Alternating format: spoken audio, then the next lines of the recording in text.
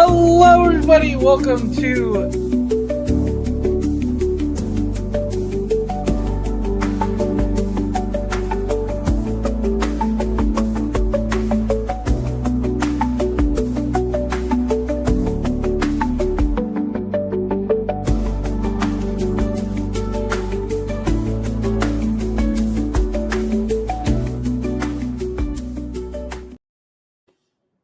Hello, everybody, and I would like to welcome everyone to the first Seattle Indies Halloween Spectacular. I'm James, or Achievement Junkie, and I am only one of your hosts for tonight. Today, we're going to be playing some fantastic games from some amazing developers tonight. These indie horror games are going to be spotlighting for the community. We're going to do some commentary, some light Q&A questions with the developers, and all in all, just have a fantastic and fun time. So this is to celebrate creativity, spooky vibes, and even show off some dev talent. So without further ado, I would enjoy and be fantastic to introduce the rest of our cast or hosts with us tonight. The first one is going to be Major Hurricane. Hello. I can't hear anything. That's honestly fair. Hello? Hello. Hi. Welcome. Would you like to introduce yourself? Yeah. I'm Major Hurricane. I am a Tekken competitor in the Seattle area. I'm also a streamer and a part of a esports team called Storm Titan. Oh, that's awesome, actually. Tekken's an amazing video game. Yes, it's one of my favorites. What is your favorite part about Halloween? My favorite part about Halloween is you can dress up like anything you want. Oh, okay. That's honestly fair. I love looking at your costume there. Thanks. Looking like we're back in the 80s. It's amazing.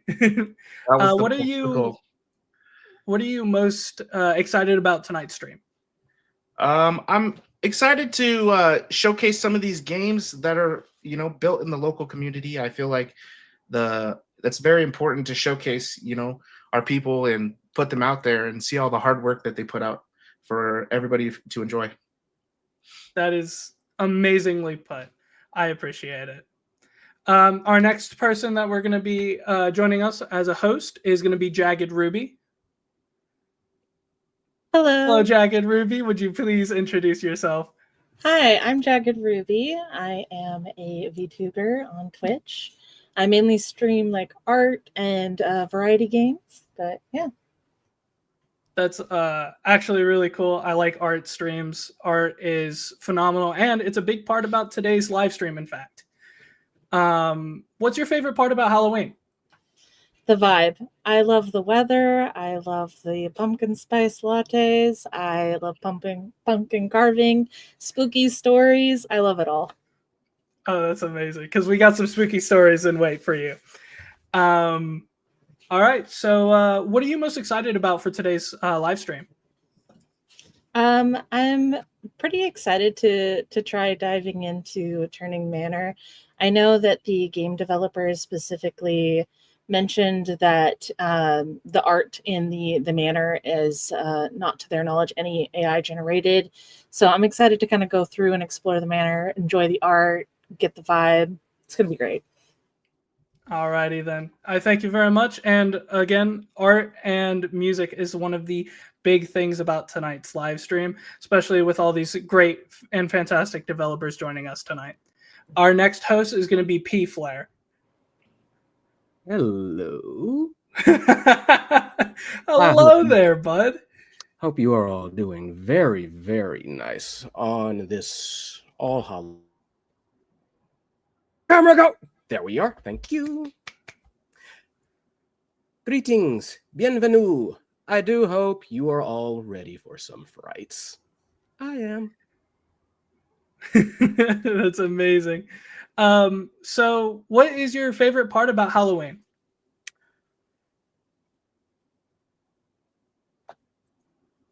The costumes. And maybe not technical issues, That but is definitely fair. the costumes. I feel like Just, technical issues is probably one of the scariest things. but in all sincerity, it's just the experimentalness of a lot of Halloween's nature, being more willing than in the average day to go out, try something a little bit unusual, a little bit scary, a little bit odd, a little bit freaky. Something about this day, something about this season gets people out of their roteness, out of their normality, and convinces them to embrace the strange and the macabre. And I so love that.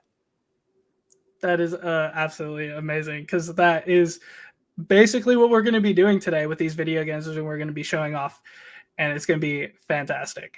So what are you most excited about for today's live stream? What am I not excited about? In all sincerity, though, I do like the feel, or rather, I should say, the potential of, again, Turning Manor. I think that one's going to be very, very interesting. I absolutely agree. Turning Manor is going to be definitely an interesting game with its first-person spot the difference kind of game. We've seen these anomaly type games, one being very popular as of recent. But I mean, we'll see how it goes. We also have a couple other games that we'll be playing outside of Turning Manor. We got Arcane Eats by Wonderbelly Games. Thank you guys for joining us. We got Bob and Andrea from that. Turning Manor is going to be Connie Scrivens. So thank you for joining us for that. We got Dead Letter Department, which is we don't actually have the developer for that, Mike Monroe. He did, however, say that it is best played without context. So I'm interested to see how that's going to go, as I am going to be commentating that one. And then we got a very scary storytelling game, Feral, from Seth Paxton. It is going to be a very interesting game, to say the least. So I would once again like to join everyone. Thank everyone for joining us. Join everyone. And, quick reminder, if you like any of the games that you see here today and want to help support, then go check them out. Follow, share, and support all these devs and all my fellow streamers on all of their websites and everything. It would be fantastic to see these people once again, and maybe even see a demo get released here pretty soon for Arcane Eats. So without much talking, let's talk I believe about that what you're kind looking for of is like further ado. Yes, I'm sorry. In my own streams, I'm also very chaotic, so that's about how that goes. Anyways, without further ado, let's talk about the Seattle Indies for a little bit, real quick, shall we? It's a community of local game developers, creators, and enthusiasts within the Pacific Northwest. The goal is to support and celebrate indie game development through different events, showcases, and helping them with networking opportunities. It's a great way for devs to meet, grow together, and learn from each other throughout these events and showcases. There's regular events that we do, such as game jams, community meetups, and even play tests. The Content Creator Committee, or us, is currently focused on bringing the gap between the developers and the content creators, helping to reach a wider audience with all of these new and fascinating games coming out. Yes, that's grand. It's fantastic. But enough jaw-jacking. Let's get into the horror. Of course. I believe first up, Turning Manor. Hi. Welcome. Hello, my name's Corinne. I'm the lead developer and founder of Sabbatical Games. Nice to meet you, PFair. Likewise, likewise. So, do tell me, let's just start off with the basics. Where did you somehow manage to spin up such a strange and eldritch idea as Turning Manor? Yeah, that's a great question. I think the first initial idea for it came from I actually like watching a lot of Let's Plays. Specifically, I like watching a lot of horror Let's Plays. And the anomaly genre is, I feel like it's compared to other game genres, it's one of the newer ones. And it's one that I discovered through watching streamers, basically. And it was one, as I was watching it, I was like, I felt like the genre was very interesting. I hadn't seen anything like it. It seemed very approachable for a small indie dev to try to create, but also like, well, as I was like looking at all these different games, I felt like I could do something different and try to do something like creative with the format and try to push it a little bit. And so in Turning Manor, what I tried to do was I tried to give it more depth, give it more progression. One of the big things we did that's different from other anomaly games is other anomaly games, as soon as you make a mistake, it resets. You lose all of your progress. And I found that made it a hard genre to join. Like I would play more anomaly games, but once you get to the very end and you make one mistake and you lose everything, it's like really hard to stay motivated and keep playing. So basically, we made it so you don't lose progress. And instead, what we do is your accuracy basically helps get you a better performance grade. There's like little secrets and stuff that you can unlock. And the other thing I was excited about was like getting more lore and like world building into this type of game. So yeah, those basically were the inspirations for the game. So, would you say the fear in this game comes from having to live with consequences? Yeah, that's interesting. One of the things that kind of like fascinates me about horror is like when it comes from, because they're based off of like real life fears and anxieties. And I think there's something interesting when it's pulling from something that like something more unique and original than like, because a lot of times it's just like there's a haunted house, there's a ghost. But actually, another inspiration for the game was actually based off of my modern day anxieties about how um, the modern day world is going. I don't want to spoil anything, so I won't get too much into it. But yeah, there's like themes in the game, and there's like yeah, there's a whole thing about where the fear comes from. So I would say it comes from consequence could be one way of putting it. Yeah. Fair enough. Some things are scarier when you know what's coming down the pipe, I suppose, or at least you think you know. So, not much longer until we get into it, so let's just cap things off with one last question before the frights really start. What do you feel about this game scared you when it comes to making it? That is to say, what was the hardest part? um, well, we're a brand new studio, so like this is the first time being truly indie. We're self-funding the game, and I'm taking on a lot of roles that I've never done before.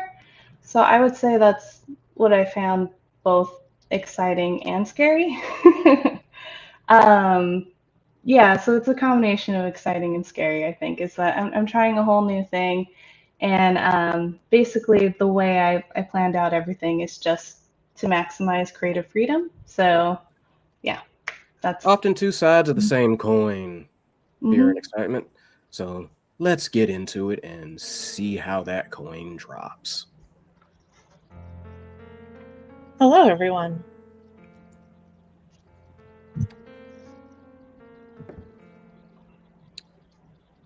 What have we here? Welcome to Turning Manor.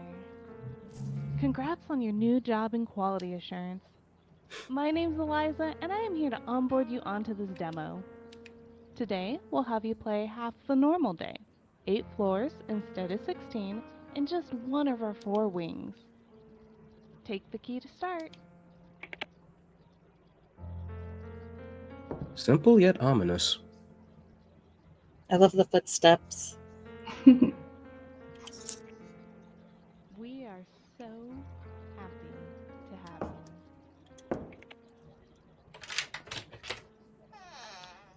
Not exactly how you want your first day to go, having to unlock a door like that.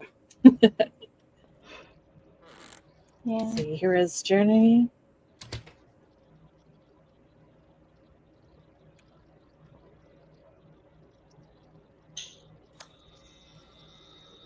Notice the airs.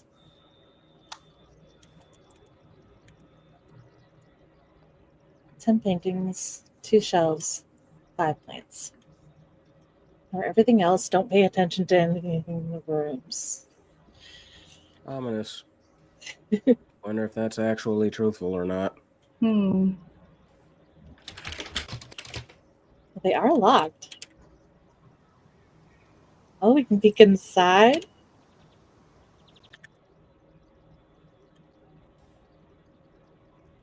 Bit of a privacy violation, but who's looking? Well, I gotta know.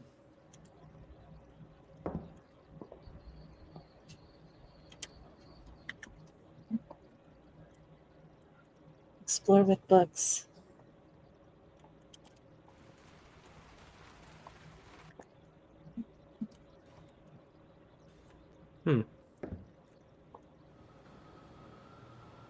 Oh, okay. I feel like some of these are getting creepier.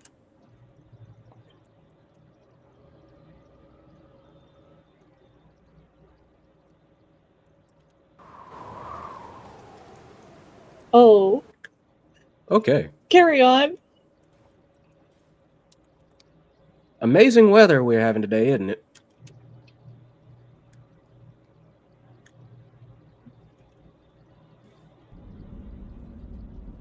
Oh, God. Don't go in room 10.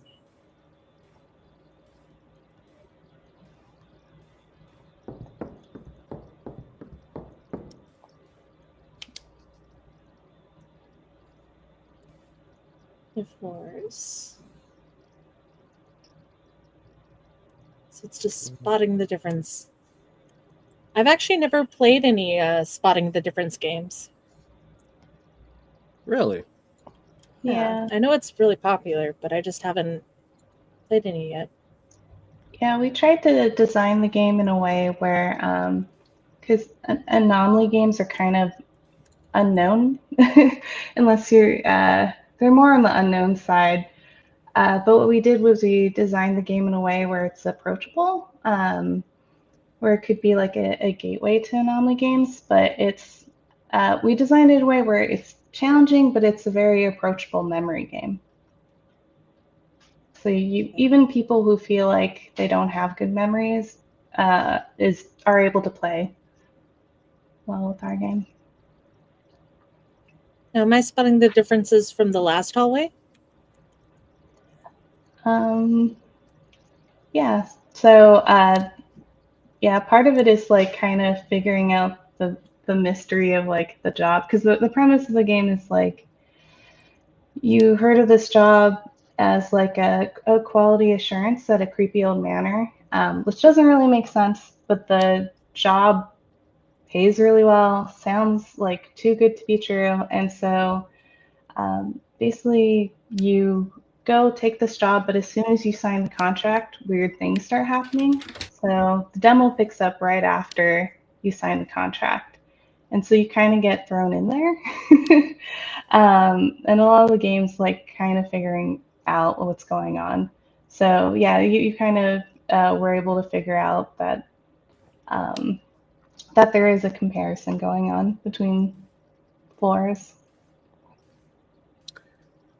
Always make sure you read the fine print. If something's too good to be true, it probably is. I think we were odd.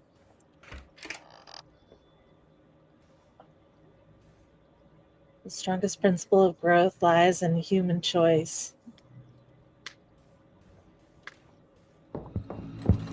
Oh, God. Did I mention I'm a chicken? You're doing great. That report so close.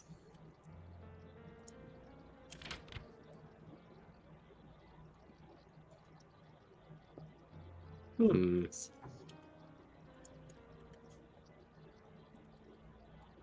Don't worry, no Not quite. progress will be lost.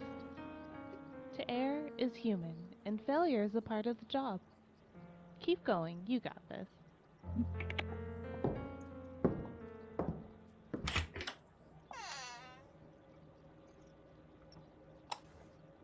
Oh, this looks familiar. Okay, we can do this.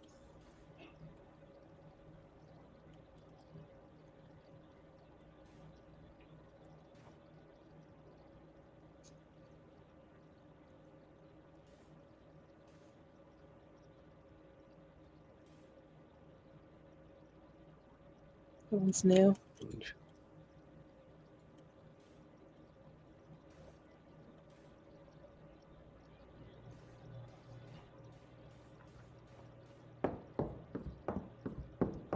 Not exactly eager to stay on that floor, were you?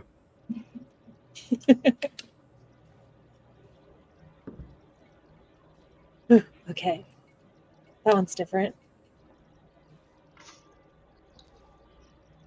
Got the coffee cup up there. I feel like that's a different plant.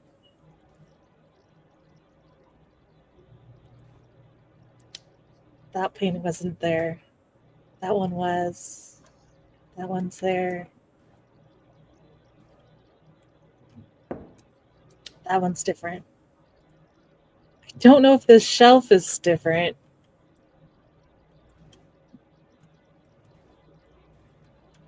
That's not right. Definitely want to keep your eyes peeled, or else someone might do it for you. Oh no. Did I miss something? I'm just the commentator. I'm not here to help. I'm here to comment. Uh, No, I'm Maybe just second guessing everything. yeah, that's a big part of anomaly games is kind of the second guessing. And actually, we designed the game in a way where it also works pretty well for couch co-op. So if one person wants to play and another person wants to watch and help find the anomalies, we found So wait. that's a fun way to play too. So You're saying the technically, commentators should help me. the commentary can help you. But how fun would that be? We'll see, I suppose. At any Work rate, with me. decision has been made and the pact has been sealed. Moving on. I did it. So you did. Yay. Do it again. Okay, I got it. I got it. I wonder, did anything change in the rooms? No, that's different. Okay. Oh. Which door is knocking? Do you really want to answer that? Oh my god. What is that? Oh, it's a person writing. Okay. I just disturbed her. That's fine.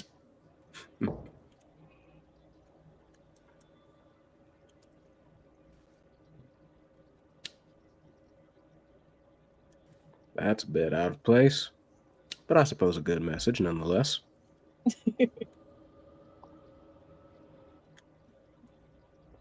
So the rooms sometimes change.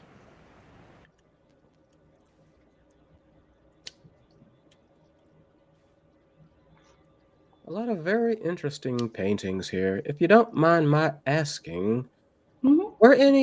are some of these like legitimate classics? Or Yes. I swear.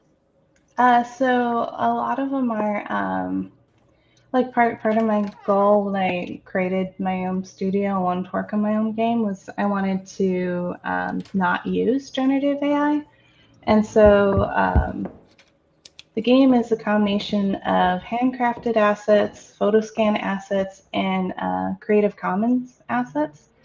Um, which is a lot of fun for me because so a lot of the paintings, to answer your question, they're actual historic like images, drawings, paintings, stuff like that, which my background's in art, so I like showcasing kind of like art throughout the history, and also it was fun looking at. Oh yeah, there you go. Hello? Oh, it's just a room. Just a Is it? harmless room.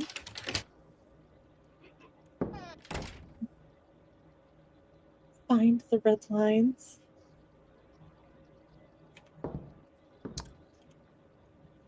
Let's do unpack, call Eliza. Finally write my novel.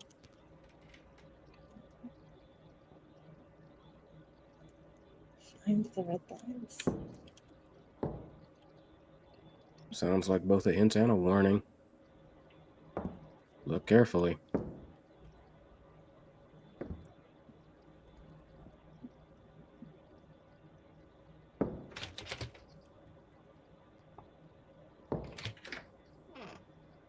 I think I can leave.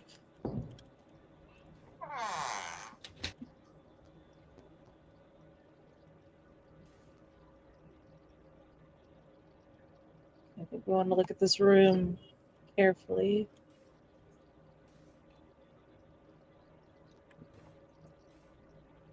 So one of the things I find interesting about anomaly games in general, and it's a thing that a lot of horror games tend to do, is there's something to the repetitiveness of it that kind of helps lull you into like a sense of security that makes things hit harder. Oh, God. Like that. I have to applaud you on the timing of that statement. That was impeccable. I thought it Thank was you. so fake. Safe. That's a gorgeous painting.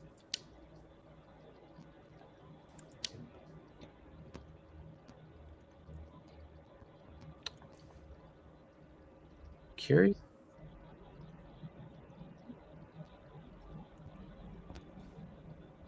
Okay, I feel like this whole hall is different. That jump scare, I think, wiped all of my memory of the floor. That's the other thing is kind of fun about combining horror and memory games is it adds like a little bit of it's a way of adding more like fun difficulty to it is not only are you keeping track of everything, but also when something unexpected happens, it's like part of the challenge is like keeping the focus and remembering where you were, and it is hard, hard to do. It's hard to trust your own mind when everything's trying to throw it off target.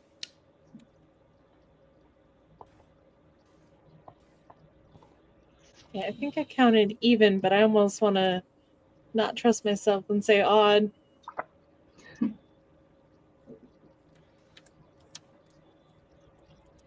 Let's just go for Perhaps it. the oddity isn't how things were even.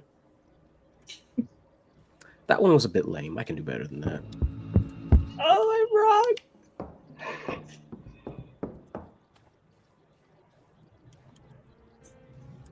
Unfortunate. Only one off. That's really good.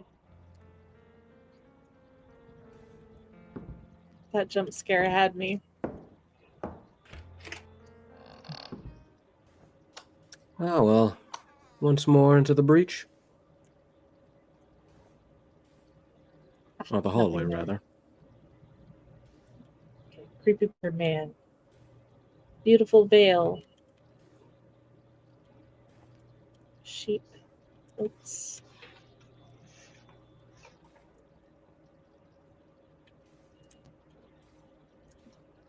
Another thing that I kind of enjoy about our game is, as the developer, is it's always entertaining watching people play because I get to see everybody's like memorization techniques.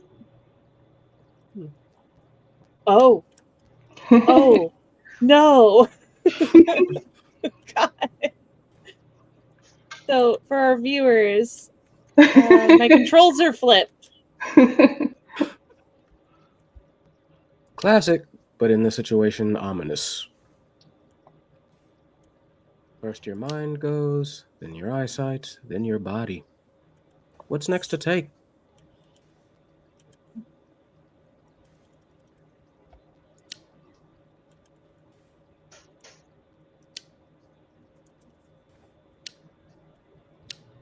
Did I count that one already?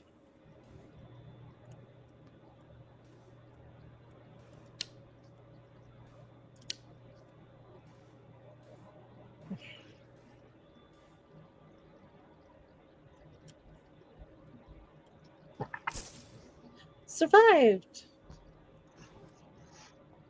Negative feedback.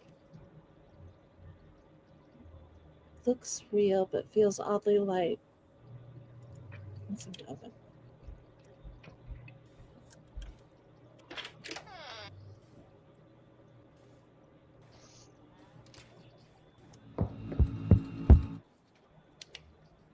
Wrong again.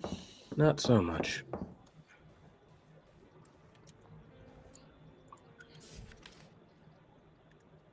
One more. When you're only wrong once every time.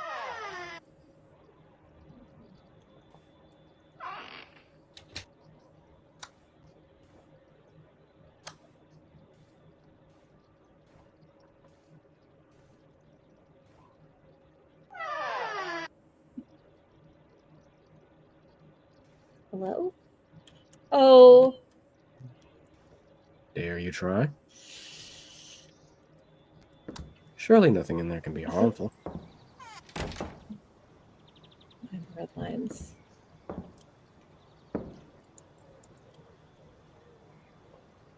Writer wanted. Permanent job with secure future available. Job listing. So we can get out of this creepy place.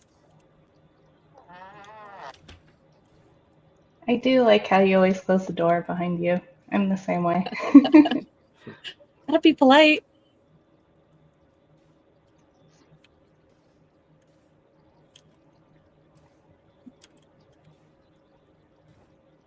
Okay.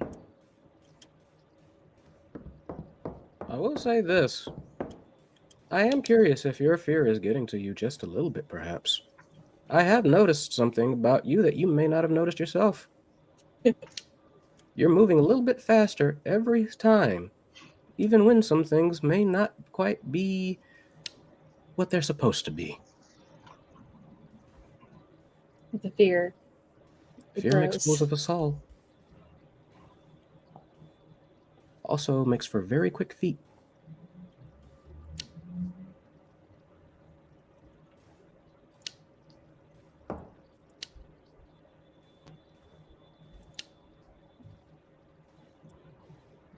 Okay.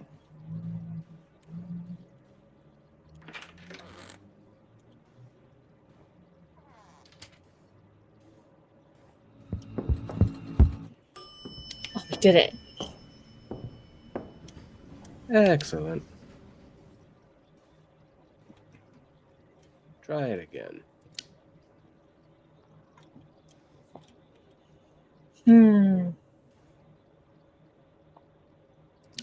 Look carefully, look quickly. We're fast, they won't get us.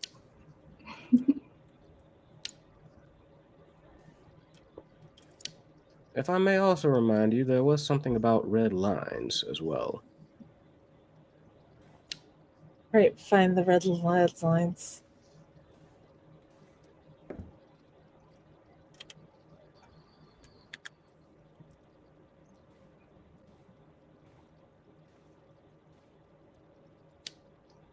It's a beautiful plant. I have heard that they do make good fertilizer.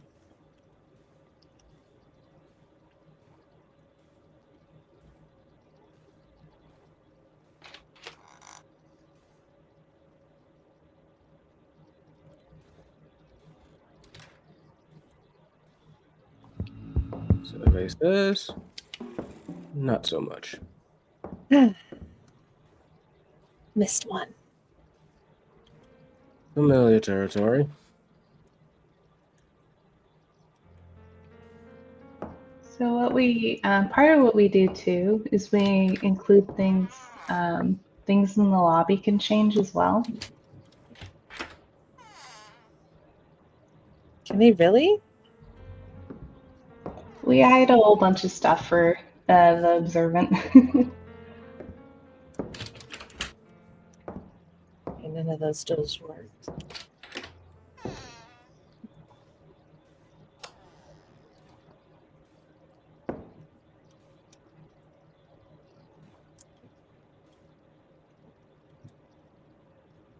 I feel like it's the shelves that are tripping me up.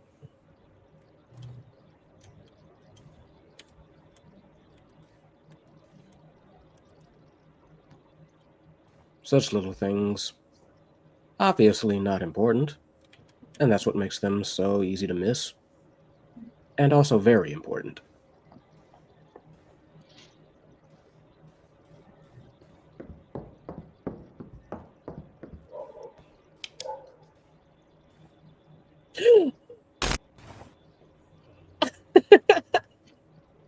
Gotta try that again. You know, just falling through floors. As one does.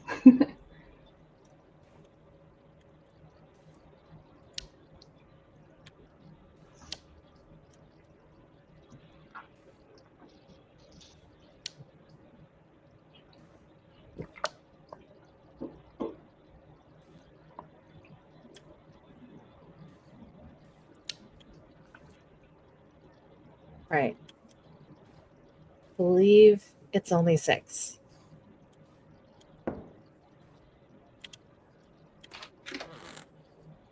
You sure about that? Let's see. Indeed.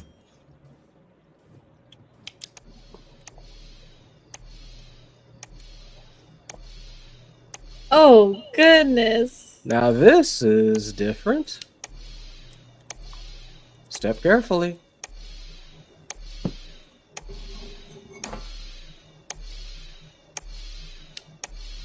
I can do this.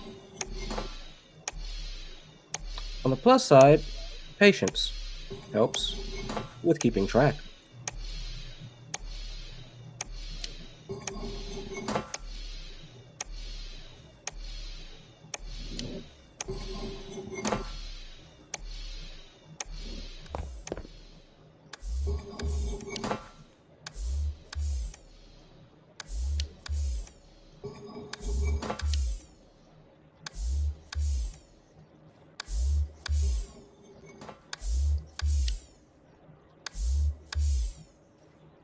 Okay.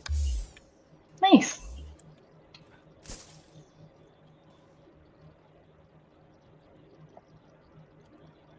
Careful pacing. So it was. A little bit more at home in a different variety of a game normally one would say, but I suppose that what makes this one so abnormal. Yeah, we changing up the formula a bit for the anomaly game. It basically lets us get more creative and more wild with the things that can happen. And we also do a lot of things to play with and mess with the player a little bit, as you guys can see. Well, count fast. Although I say that, but this speed might be lower than your usual traveling gait.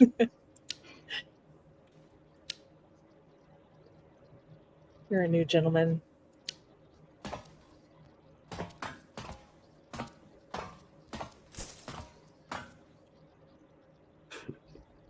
Move the plot forward.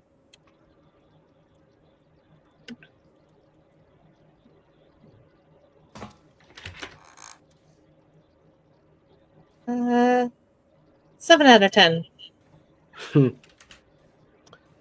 At your pace, it would be 7 out of 8. No! I'm ashamed.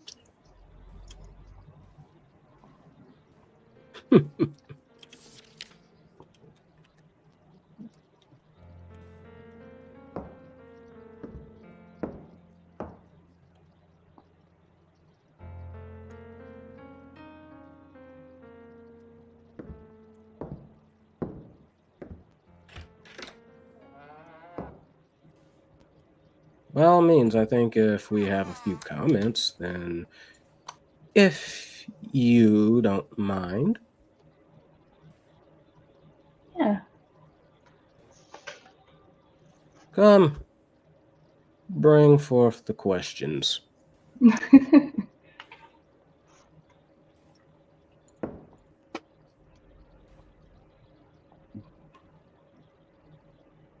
That's what it was. There was a plant there.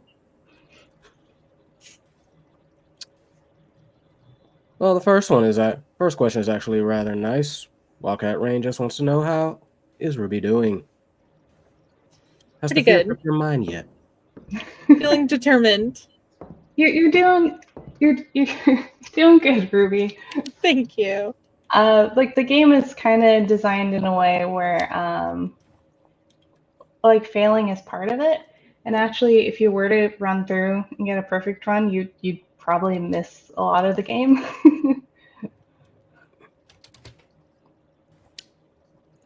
You hear that? Failure is acceptable. So error is human. Failure can certainly breed success, though it's still failure in the end.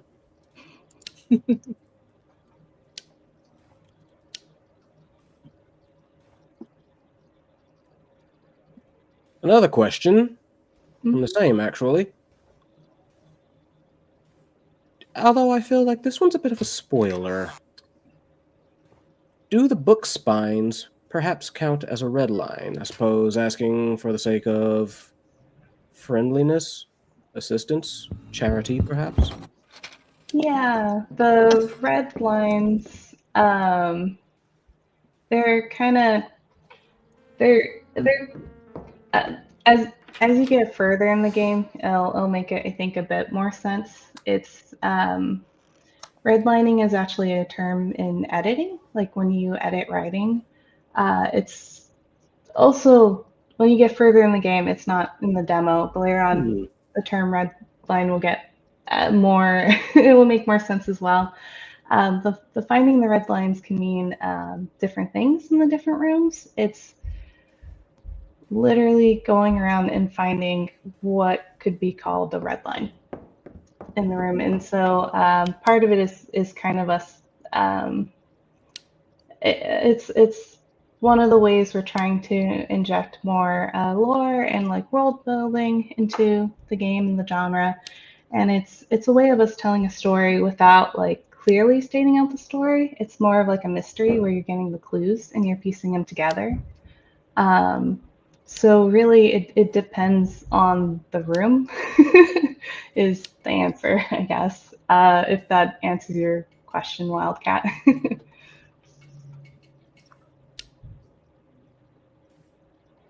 Well, it seems like that one had a number of possible anomalies. Did seem to have a few. Eat the confetti.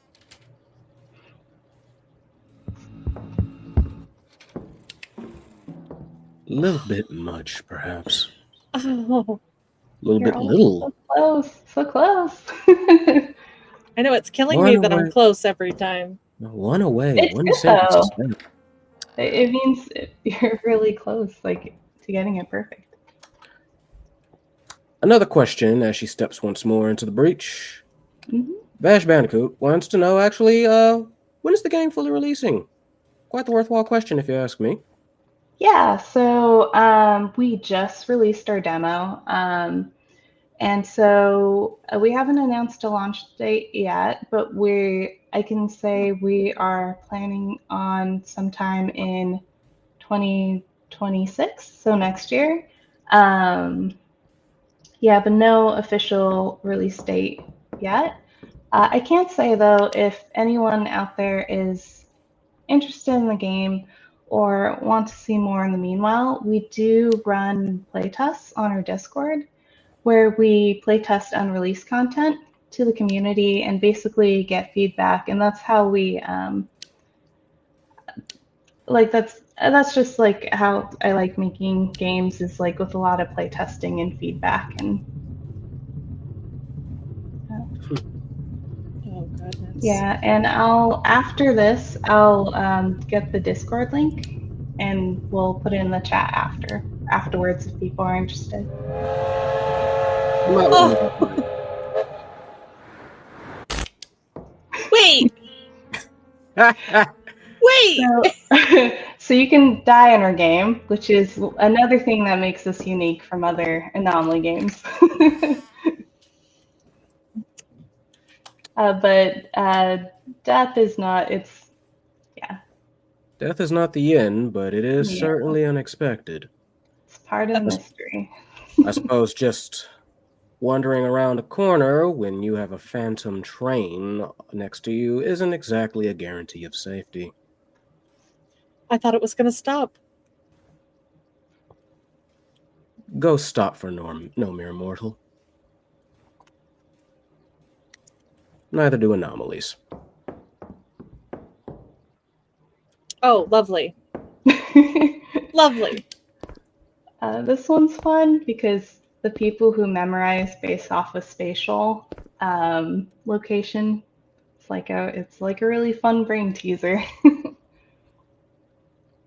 Goodness, it's also like flipped over to the other side. Those dogs are not nearly as friendly looking as they were earlier. It's also supposed to be the man with the bird. With the bird head. That's right.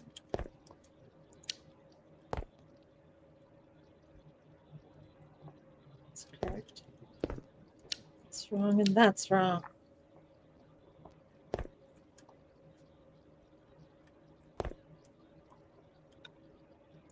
Your last chance for now in this world of the inverse. Let's see if you got it correct.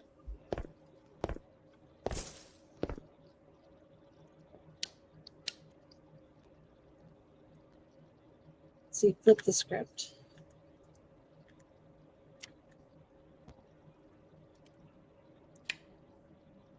Make your choice. It was 7.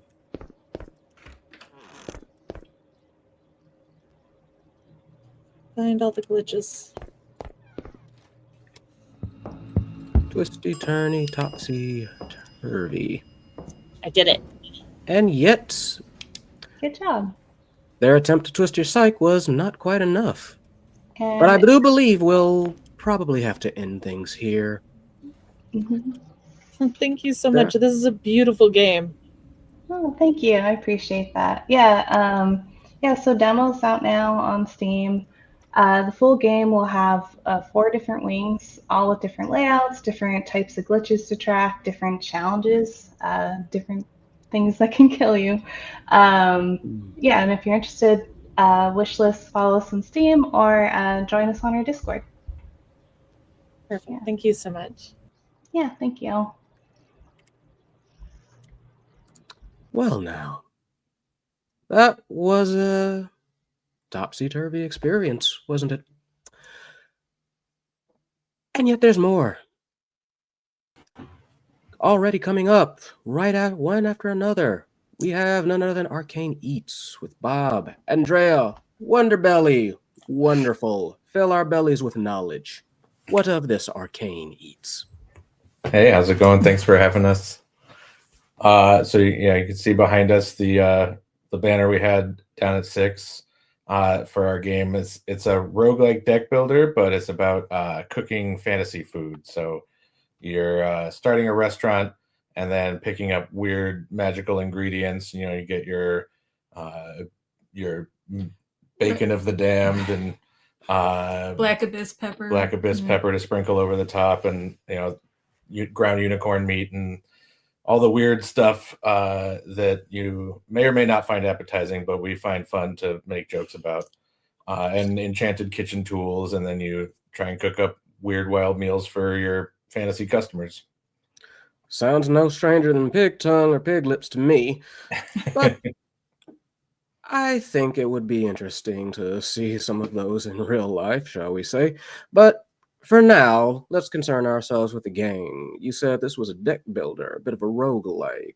That's right. Drawing cards, discarding cards, and doing your best to make sure that what you have is better than anything else they can throw at you. So do tell us, what was the genesis of this idea? How did this come about? Well, I've always been obsessed with fantasy food. Like I just have always wanted to do like a D&D one shot mashed up with Iron Chef, and so had that thought kicking around for a while, and when we started talking about our next game and we were playing around with the idea of a card game, it just felt like a really good matchup, because something that I've always wanted to do in a cooking game is focus on not the recipe side of cooking, but how like a top chef can take a whole bunch of ingredients that they've brought together and then like improvise something.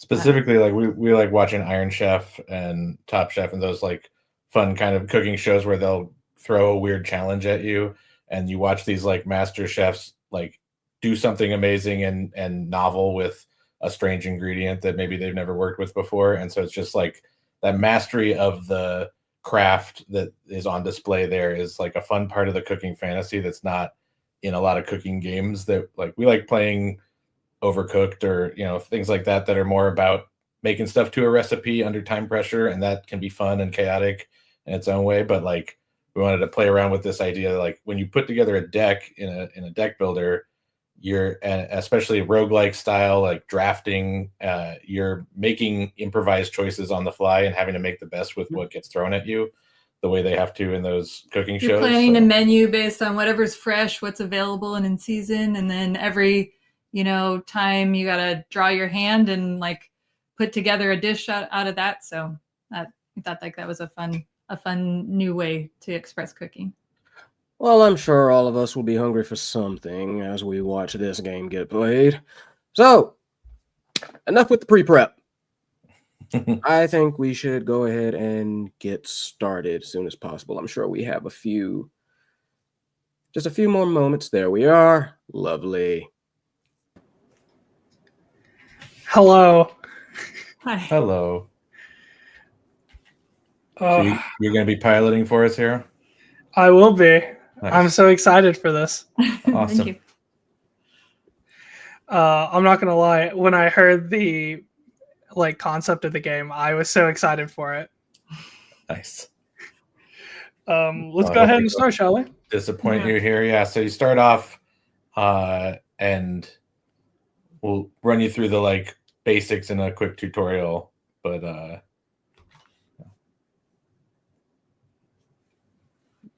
by all means. But the recipe to unlock the true depths of its flavors eludes us still.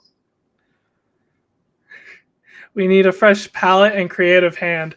Well, I work in the kitchen as my day job, so I'm good with that. Nice. Okay, that's perfect. Nice. Yeah. Fantastic. Prove your skill in the kitchen. I shall grant you the resources needed to start you on your journey.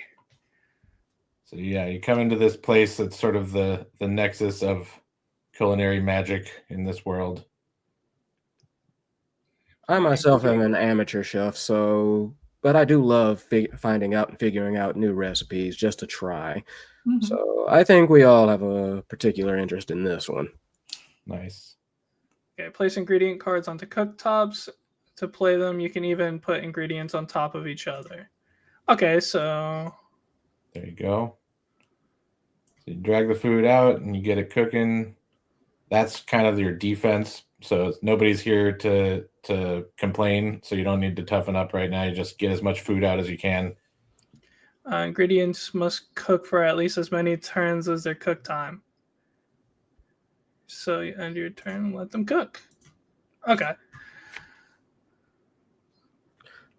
So if I may ask real quick, there seems to be the energy system and whatnot. I suppose you hear card game, roguelike, deck builder roguelike, and one particular game usually tends to come to mind, Slay the Spire. Was that any particular major inspiration here, or was it something that you decided you wanted to eschew? I mean, Slay the Spire is one of our favorite deck builders.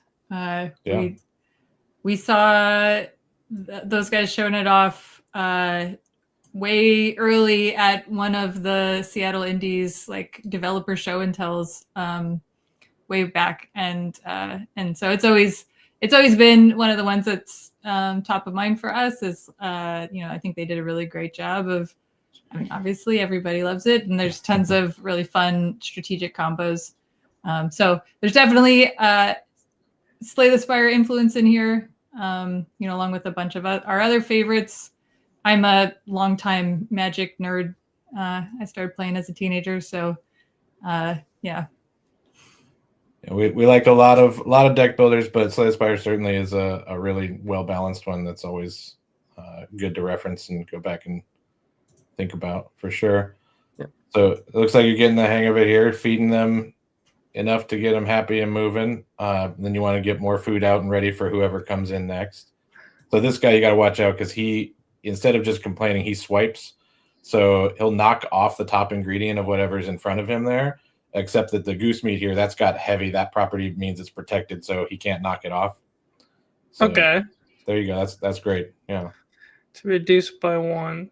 So if you had enough energy, you could deep fry the potato or the goose meat and immediately serve it. That cooks it immediately. Ha! Try knocking that down. You served immediately, so eat that. Okay, so here you got the sneeze wort seed buns that don't need to be cooked at all. They can just go without needing to cook. So you can drop them on a cooktop and serve them right away if you want.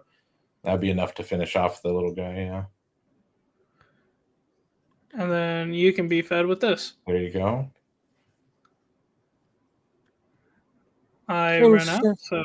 Seems simple at first blush, but I'm sure it gets more complicated as time goes on. There's just a tutorial. Yeah. Right. Look out for passive effects on customers to plan the best strategy for cooking and serving everyone. So if you hover their passives, they'll have, customers start coming in with different pressures that'll kind of make you have to think. Yeah, like right over his little stomach meter, he's got a passive. It says big mouth. Gains 1 impatience each time they are fed. Right. So you're spreading your food out there, but that's maybe dangerous for this guy. You kind of want to give him one big meal all at once and get him out of there before he takes lots of bites. So probably wait another turn. Right. You can use your last energy to get some more food going. Yeah, you can put one of those potatoes on top and That's right. That's right. You can make it more than you can make a meal more than one course. After all. Mm-hmm. Yeah, mixing ingredients is the important part. Right. Alrighty, my guy. Oh. You don't quite have enough, so you just made him pretty mad. He's like, that wasn't everything I needed. I'm gonna get some more food going for next turn, yeah. It's just a tutorial though, so you'll be fine either way. I'm like, okay. Oof. Your insults have no effect on me, you goblin. Nope. There you go. I've played enough D&D to know your kind. So if you don't mind, a bit of a question. How did you come up with the creature concepts? Yeah, they're mostly goofing around on like mashing up silly fantasy ideas with like brainstorming the kind of customers who would come in and really piss you off or be memorable Yeah, folks. it's like And it's coming from a few different angles of like mechanically what are they going to do, and then what's a concept that would be fun for that mechanic or whatever. no. And So just a second, we'll see more characters. But so right now you're getting to look at there are 3 different decks with totally different cards and play styles. But in the demo, you can play as the Hearth. They're like the very warrior kind of chefs. So they're all like meat and potatoes, big, barbecued stuff, fiery spices. Sounds like my kind of folks. Yeah, there sure. you go.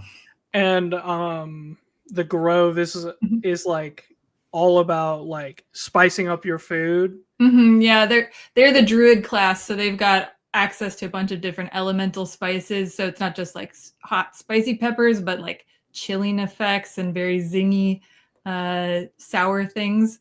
And then they've got the ability to like fish and forage things out of their deck. They've got a lot of tricky vegetables. The order Precision Prep Hot Cuisine, yeah. Cuisine. Gastronomicon. Yeah, so these guys are like, it's like our wizard class, but this sort of schism between like the classical French style, like if you're familiar with like classical French cooking, there's like this big tradition. There's a lot of like history, like ways to do things that go way back, and so there's the like clerics who are like do things by the book, do things by the old ways, versus the like molecular gastronomists who are like the warlocks who are breaking the rules and transforming, transmogrifying, turning things. everything into a foam and a gel and a pearl and whatever. So yeah, I like how it, as a person who's worked in restaurants as like my main job, it almost sounds like this is like that barbecue place. Yep. This sounds like that mid-tier dining, not quite fine dining, but right there. And then that very big, popular, like fine dining restaurant that just goes over the edge with like the way that they like to do things. Totally. Yeah, there's definitely very specific cuisine inspirations that made it into each deck. So yeah, like with the Hearth, it's a lot of like American diner food and barbecue and then like this kind of like Italian like pastas and things like that. So yeah, and you can name the restaurant whatever you want, or you can roll the dice and we'll generate a bunch of random names for you. But like we always want you to be able to kind of write in, tell your own story with it. I love that. The random nibble generator. You know what? That's what I'm going to go with. Okay. That's beautiful. Before you open your restaurant, be sure to spend some money around town to improve your menu.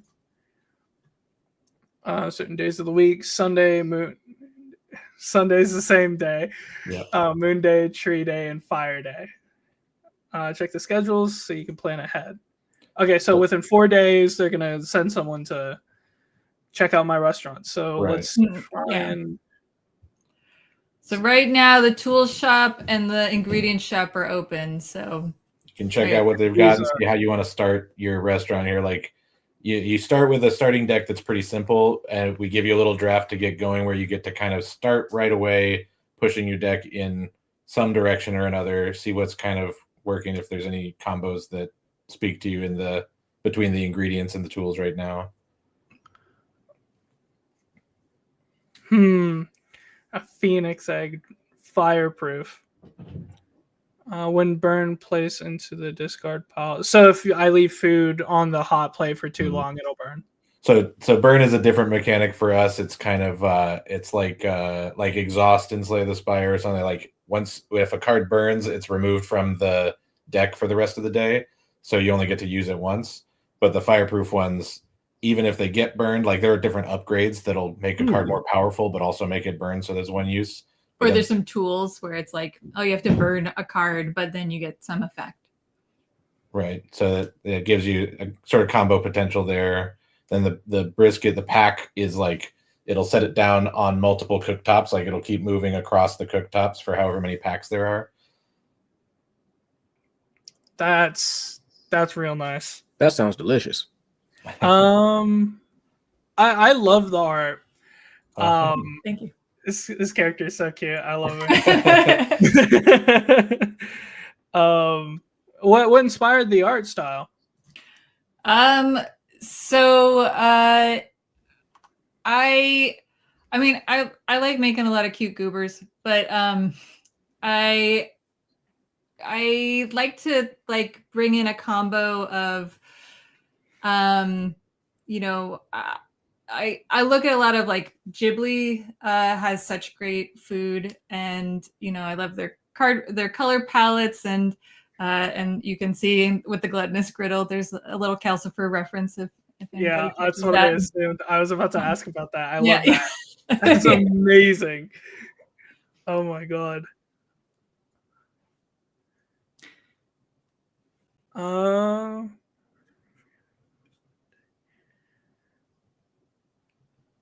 Choose an ingredient in your hand to give it burn +1 on stack.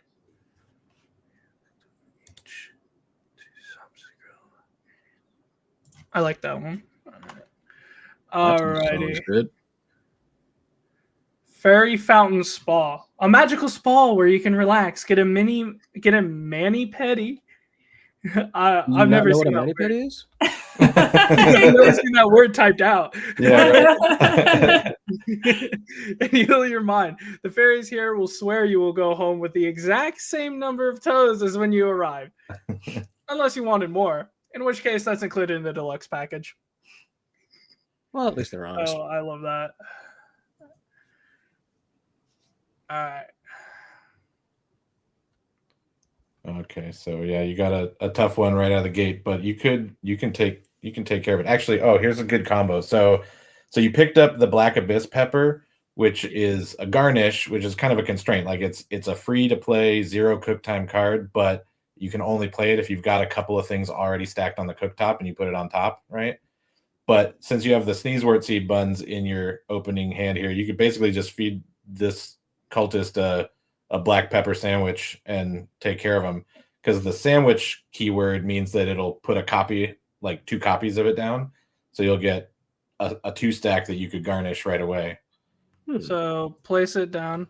There you go. Now you can do the garnish on it, and that's just enough to satisfy them, and then you can throw some more food out to just get it cooking while you wait for more customers to show up. Let's grab food uncooked. So its time is reduced by 1. Probably not the best to do right now. Yeah. Hello there, bud. Hey, Jim. What you doing today, bud? How's the parents doing? Oh, okay. Yeah. All right. I'll take the mind hit. He's just gonna swipe that potato off. It's a bit of a butt. He's just a little punk. Yeah. I appreciate that someone noticed in the tutorial the sticky notes on the Scrum Master's necklace. Oh yeah. That is one of my favorites. The little sticky notes is nice. He is our orcish middle manager. We have this like sort of silly invisible story going on in our there's heads. the corp that where there's like a bunch of orcs who work there. We've got like office grunt and the scrum master, and then eventually there's a special event where you can meet the C-suite. The grumpy. I was right. The chief executive artificer. CEO. Yeah. Yeah. And okay, let's play some owl bear brisket. When you place an ingredient on a cooktop, it adds a copy to the next cooktop. So on that's a lot of brisket. Yeah, so you it's going to cover all 3 tops. On all the cooktops. He's going to just knock it off. Yeah, that's true. So I don't want to place anything in front of him. And if I just create a copy, it's not gonna do well. So I need you away. Oh, there you go. Now you can drop it and you'll be safe. Yeah. And then you picked up the Dragon's Breath hot sauce, which puts spicy on all of the cooktops, that's so that's a perfect good combo combo. together. Yeah. And then Now now, pepper's free. yeah, now you've got two stacked on that middle cooktop, so you can for free drop the pepper on top. If you play ingredients with 0 cook time on a cooktop that's still cooking, you have to wait for the entire dish. That's fair. Yep, sounds logical.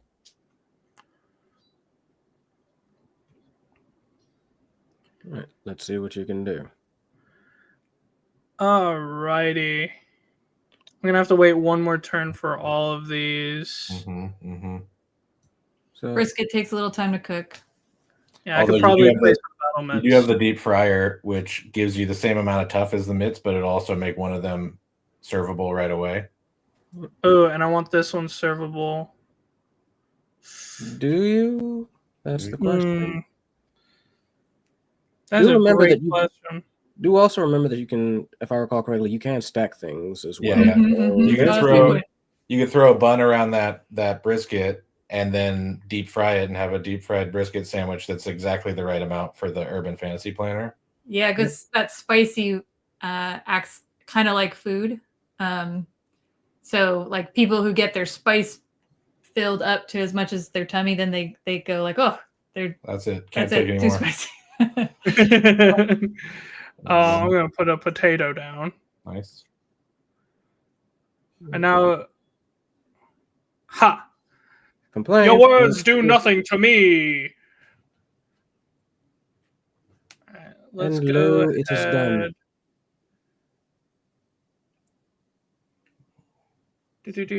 How do I want to do this? Because I need 21 for you and 10 for you. So I can.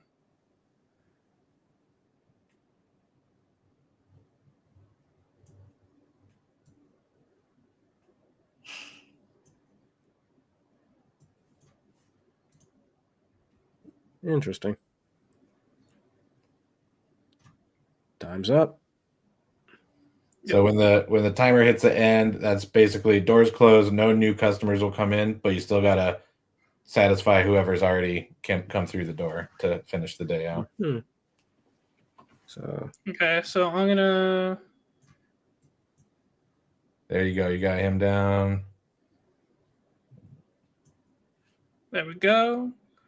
I'm gonna put a sandwich on one of you. Get some more potatoes out with that last bit of energy. Yeah. Here you go. yes. One complaint, but nobody's That's perfect. fine. Y'all are about to get fed.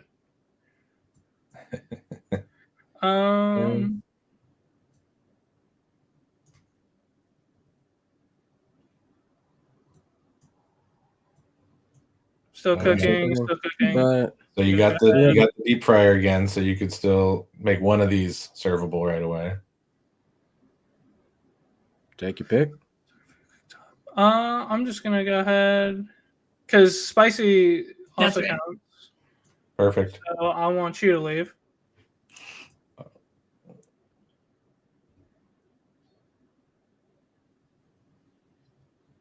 And then you can go. There you go. There you Bye. go. He loves it. He had a food wars moment. Yeah. You have to wait. Oh my god. That's how you know you're a top chef. They have food wars moments. Today's special, smoldering serpent sausages. Somebody said, does the game have no sound yet? There is sound. It's all there's music and audio and stuff. You're right. We're not hearing it. I'm not sure if that's intentional, but Unfortunately, no, that's not intentional. Merely That is not intentional. That's kind of weird. Bit of a specter in our system. Oh, okay. Well, imagine that the sound Haunted, is of great. course. Yeah. And we can just make the sounds for you. Boop, boop. Ding-ding-ding-ding. All right. Several of the customer characters are actually just our voices. Yeah, we did do a lot of voices. I wish you guys could hear the cute voices. I don't know why they're not doing it, but they sound so adorable. What was the kind of like the audio development behind it? Yeah. So for For our last game, Round Guard, we did Everything. Yeah. we did it all ourselves, and a lot of the voices were us. We worked with a couple of folks on some of the later voices. This time around with Arcane Eats, we wanted to kick it up a notch, and so we've been working with a shell in the pit, and they're an awesome team who's been able to come in and put nice juicy sound effects on all of our cards, and we did a bunch of the voices along with a lot of stuff when we were just putting like the pitch together originally, and so some of them we kept from our set, but then a bunch of the shell and the pit folks recorded themselves, so we have a variety of folks in there for the customer sounds. And then Mao, the one there's doing a lot of the sound effects for us, did a great pass on the UI and the card plays and stuff. I'm still doing all the music myself, but they're doing a great job with all the sound effects. So, what is going on with you, little one? I noticed they have a particular, a different, shall we say, Behavior conditional. there. Oh, yeah. Different conditional. This is the hungry halfling. So she's I'm got looking over that. Teresa, how's your day going? It's nice knowing you. What's the conditional on her? Doing great today. Her behavior is that she's gonna just get hungrier, and so until she gets really hungry, she's real nice. She just sits there patiently waiting. But once she gets super hungry, then she goes, "Okay, enough's enough. Give me the food." Starts complaining from there. But if you feed her some, get her back down below that threshold, she'll go, all right, it's all right. I'll just wait. So the halflings are real sweet and not so complainy. But if you push them too far, everybody's got their limits. They get hungry. They get real hungry. Yeah. Let's hope you can cook up fast enough to sate them. Then I wish I got this earlier. It's like playing It's like playing Magic the Gathering all over again. Yeah. Oh, there you go. So that's I'm enough getting things that I wish I would have gotten earlier. So here you also have Rosie here, who's if you remember, she's the shopkeeper from the ingredient shop. And so there's like some of the customers who we call them the regulars, who will like come back over and over. And if you see her heart's desire there, like right now it's real simple. She just wants some starch. And if you give her some starch, then you'll get to know her a little bit better.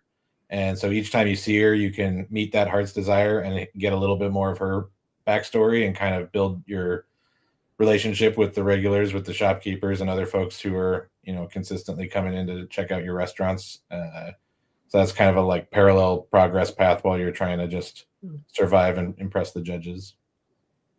Okay. That's actually really cool. So it is. Quick question from TC74. They would like to know if this may eventually be on mobile. It's totally possible. Like we did design the game from the get-go to be like flexible enough that we could put it on whatever platform made the most sense for us when the time came. So right now we're just working on the Steam version, but like it's ready to go if we want to.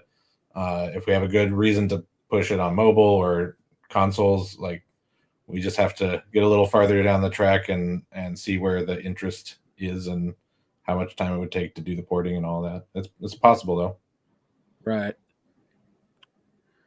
Oh, I was right there. I'm so close. Oh, you can do it. You can do it. Yeah, you got it. So there, you made her happy. Got the updates. Now you know her real name. If you look at the journal, she's now revealed her true name in the journal instead of just half-pint shopkeeper. I believe that would be the book in the top right. That's Disciple of doom scrolling. I love that. Oh my god. I'm just gonna go ahead and feed you. Oh, Rosie right now, she's eager. She's eager, which is kind of like taunt. Like it's making it so that everything has to be fed to her right now. There you go. But you got her out of the way. Now you can get it to him and take care of him too. Perfect. All right, and then shaking hands is just going to be added to my deck pile. Yeah. I think that's the second one, actually. Oof. Oh, that's Hold an on idea. now, Gruntilda. Listen, I know we had some hard times in the past, but you know, Let's see what we can Oh, do double here. shaky hands. Double shaky hands. Woof. Yeah. Well, That's all right. That wasn't the worst hand to get Yeah. it on. Yeah. that is absolutely the worst. Bit of a hand. rough one. Both hands are Oh. shaking. I guess some battlements.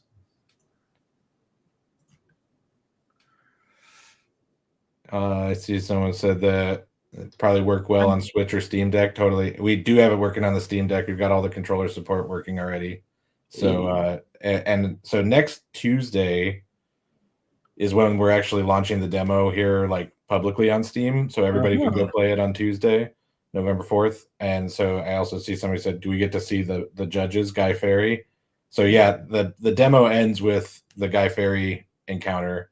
I don't know if we'll have time to get to it here, but it's in the demo if you go check it out next week. That will be Use the Holy very Raven. nice. That was very nice to know. I know I'll be picking that one up just to check it out, play this myself. Awesome. It's very, very nice to just. Deck builders are fun. Deck builders have a certain quality to them that can just be so addicting when done right, and this seems like it might hit that spot. Thank you. I actually showed this to my brother. He said it seemed like Hearthstone. Oh, yeah, totally. That's another one of our favorites. Oh, there you Okay, go. so Question Some is good how to time get to out of show this one. result. Mm-hmm. burn cards are removed from your deck for the rest of it. This probably would be very useful right now. I would. Attempt all three. Hmm. Food is 50% more filling for. So that 4 would become a 6. That 2 would become a 3. So between the two of those, if you tempted them, you could get the Hammerstone Hauler out of there. Yeah, this is another thing you love about deck builders. You have to try and figure. It's always about figuring out what's the best play, what's the most Right. optimal play. Exactly. It's always a little puzzle every turn. Right up until you get the broken cards, and then you can just throw everything at their face. Yeah. I'm gonna go ahead and 6, 7, 8. I can get rid of you through this. Well, remember, you got to cook it then. Okay, Oh, yeah, there you yeah, go. there you go. I'm going to pass this. Hope that I can get a better hand. I mean, Please.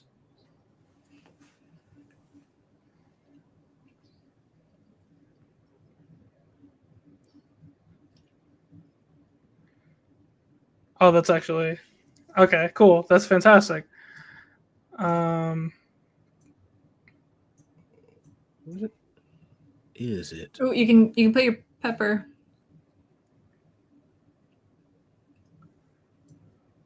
Oh, I didn't stack them. But only on the left one. The sandwich over there. Yeah, the bagel's got a couple stacks, so you could put it there. Yep. That one you can.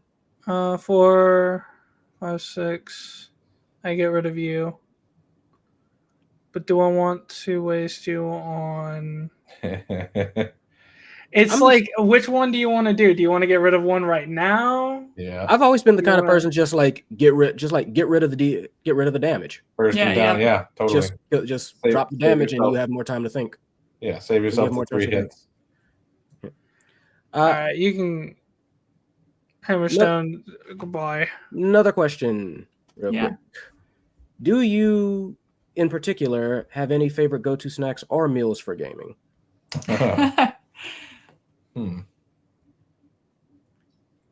That's a good question. I feel like we have the like luxury of often playing together. So one of us is piloting and the other one's backseat driving and has both hands free to snack on whatever we want and then just trade off. It's like, yeah, I'm done. I'll go wash my hands and grab the controller and you can take your turn to eat whatever you want. Fortunate. What about you, Junkie? I'm curious. My go-to snack. My go-to food is chorizo and eggs for breakfast. One of my favorites. I don't really snack all that often. I can tell you what my favorite dessert is, though. Oh. 100% is tiramisu. Oh yeah. Interesting. Oh, perfect. There Oh, there you go. Now you can knock her out. Yep. Good boy. Much And then you needed. don't leave until he's gone.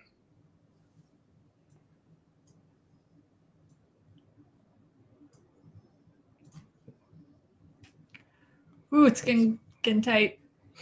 Yep. Oh, so That's real close. But you can go now. Oh, you got it. just I'm gonna make sure he's well fed. Pepper it up, and there you go. Amazing. I barely got past that one. So again, here, like we generate funny names for whatever combo of cards you happen to play and call them a meal here. But you could type in whatever you want. If you're like, no, I'm slinging, achievement burgers, then just rename it, and then anytime you play that particular combo, we'll call it whatever you told us you want to call it. fascinating. Nice. Well, I think we're going to go ahead and call things here for this little play session, for this little appetizer, if you will. I think that was a fantastic little showing. I'm very interested in seeing more of Arcane Eats. I'm sure Game Junkie is too. Like, we still have 3 minutes. We do. Before we just wrap it up, yes, I was curious. Was there any part of development for this game that you are like really looking forward for players to like eventually learn about? Anything that you feel like wouldn't be particularly spoilery? Oh man, we're just getting to that place in development right now where we're getting the demo out there next week. Excited for people to get to play a little bit of it, but like I'm already really impatient for letting people into the like long form, like see how the whole build really comes together, because the demo is like a taste, right? Like it whets your appetite. It really is just an appetizer. Yeah, but you can't quite make a really satisfying, just bananas deck come together in week 1 here. You can just get the idea of where it could go and sort of imagine. So I'm just really excited to get people into like a long form beta soon and start seeing the full builds unfold and what funny combos people come up with. Well, I play video games 100% way through, so I'm excited to play this game and earn all the achievements that come with it. Nice. Like I said, I just can't wait for whatever you might have, say, for whatever is your substitute for like poison. I'm gonna be honest. Whatever I just want to throw everything, all the stat effects, and just watch them decide I'm good by themselves. Like, I didn't have to do nothing but serve you French fries. Nice. I'm gonna be honest. Fantastic game so far. I'm definitely not good at it, but that is what it is. That's the name of the game. That's what roguelikes are about, though. You're never good at it the first try, right? You learn and you start to you put everything to memory. You start adding things up. That's the metaphor, right? That's the Top Chef, Master Chef, Iron Chef thing is roguelikes are fun for us because you learn, you master those systems, and then you improvise with what the game throws at you, and you get better and better at improvising because you become a master of that system space, the craft of the game, I do have one more question before we leave. Are you selling the Arcane Eats poster anywhere? I need something to fill my background. Well, not yet, but that's a good one to keep in the future. Yeah. Interesting. All right. I think that's going to wrap it up for this one. It was an absolute pleasure having you. Thank you so much. Very, very much.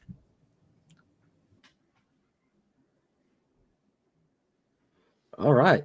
So that was Arcane Eats. Next Fantastic up. game. Yep. Next up, Dead Letter Department. That one's going to be interesting, I think. Oh, 100%. We were actually told that Dead Letter Department would be better without any context. So I'm excited to see kind of like what he means by that, kind of like what is the things that we get to figure out through this kind of situation. Right. So sadly, we don't have Mike Monroe here with us because of his earlier comment. But I would like to talk about a little bit about Arcane Eats beforehand, just to digest what we just did here. Fantastic game, beautiful art style, amazing music. I kind of want to know when the demo is going to come out on Steam, and if they have a planned release. They said the demo was going to be coming out next week for Arcane Eats. So that'll be very pleasant to have. It's going to be very, very soon. Okay. I'm guessing maybe mid to late next year they might have the game, the full game out. But that's only just a guess from a person that plays video games and nothing else. Well, plays video games and cooks, but I think something about the game that really surprised me was the elements of like the cards. They had a lot of interesting effects, especially with cards getting added to the deck. I didn't know that was a thing. That was really cool. What kind of deck builders do you play? I play Magic the Gathering. I've been thinking about getting into Digimon. You'd call those deck builders? Well, technically Magic the Gathering is a deck builder. It has an online game called MTGA, Magic the Gathering Arena. I'm more of a like when I think deck builders, I generally think like Slay the Spire. I generally think like your Monster Train, stuff like that. I mean, those I do play. There's also one in particular that I was playing for a while. I unfortunately forgot the exact name of it. It was like SteamWorld Fantasy, SteamWorld something. I'm sorry, I forget the name of it, but it was released a while back, and I loved that one in particular as well. I really. It's not SteamWorld Dig. It's not SteamWorld Heist. It's one of those SteamWorld games. SteamWorld Quest. That was the one. But yeah, if I understand correctly. And pardon me if I'm not, but this might be where I away for a tad bit while you handle Dead Letter Department. Yes, I believe I will be. Yeah, I'll be playing that with Hurricane. Yep. Fantastic. I do hope y'all have a lovely, lovely time. Consider me, for the moment. Well, hello there. Hi. I was not ready to... My mouth was open and everything. How could you? Caught you off guard there, huh? Caught you red-handed. Definitely. But it is okay. Can we hear the game audio? Is it all good? Can we hear it? I try to share it with the audio. I was wishing I could get the audio working for the last game, but I couldn't figure it out for some reason. But the music was beautiful. Try it again. Can we hear it now? It's not very loud though. Oh yeah, that's really loud actually. I don't know if it's loud for the stream. Okay, cool.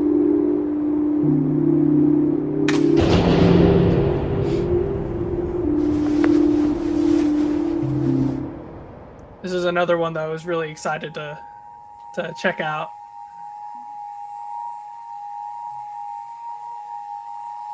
Hey, asshole! Choices. I love that one. I love that last one. It's amazing.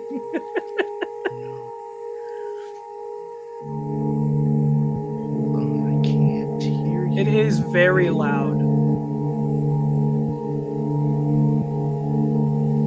1 second.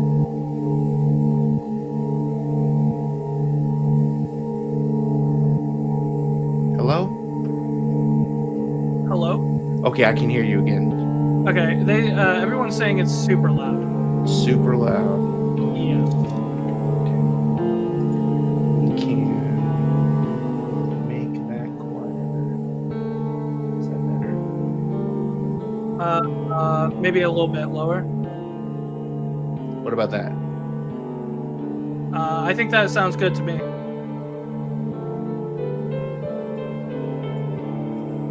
All right. Sweet. The choices here. Excellent choices here. I can only see one choice in my head, man. I'm not gonna lie. There's only one right choice. Of course.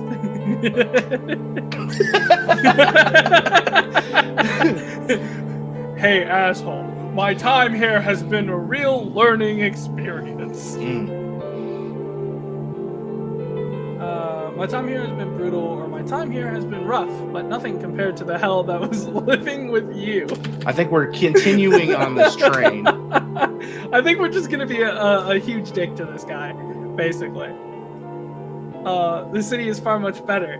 The city is weird and cool. I'm getting used to it, I think. The new city is confusing and harsh. I'm having a rough time, or this city sucks, bro, but it's still an upgrade. Oh, dang, man. How bad was it? Jesus, where are we living, man? You know, they always said that the correct answer is always C, but so far we've been doing D a lot. Someone I met here hooked me up with this computer job while I get myself back together. I got a data entry job, typing up the junk that computers can't auto-read or just leave blank. Yeah, junk. Dang computers making me type and stuff. I regret leaving. I know. It's everything up. I say we continue on our bad word train. I say so too. We gotta make sure that they understand. Oh yes.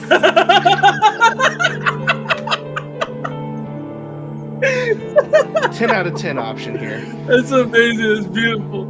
Oh man, I have to say something nice now. No, thanks for nothing isn't nice. Get fucked. It's got thanks in there. Yeah, you know. Hey, that's better than nothing.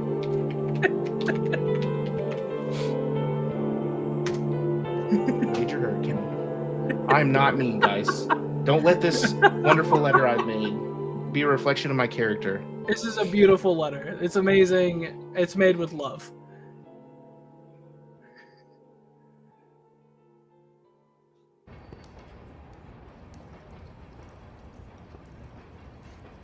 So, right off the bat, it looks like we're wearing night vision. Oof. I don't think I can go in this door. Do any of the doors open? So far, no luck. Maybe I'm clicking the wrong buttons. Let me in.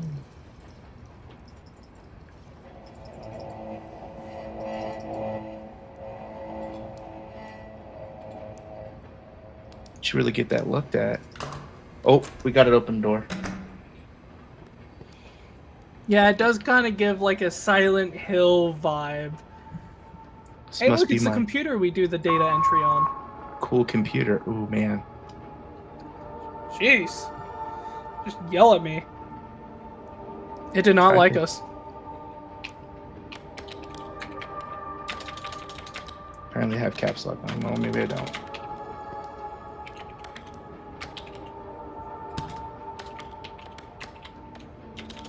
Guys, don't judge my bad typing skills. You know, I played a typing game. Don't worry. My brother would be in the chat making fun of me if I was the one playing this. at PAX, and it's been a genre that I've become interested in.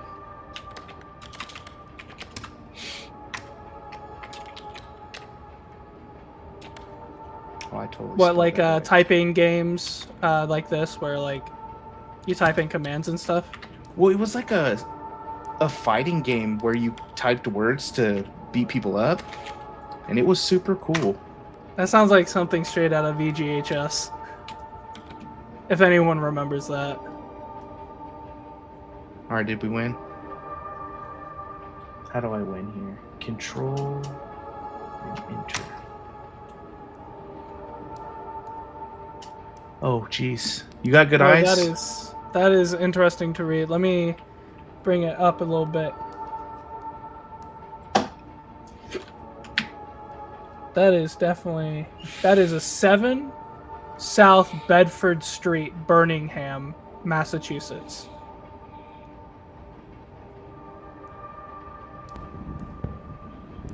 Okay. I'm gonna believe in you in this here.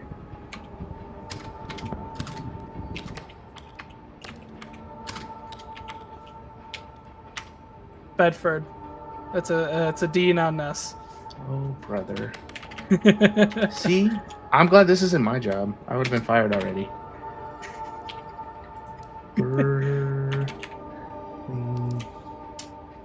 What does that say again? Is that Tom? I think that's Birmingham.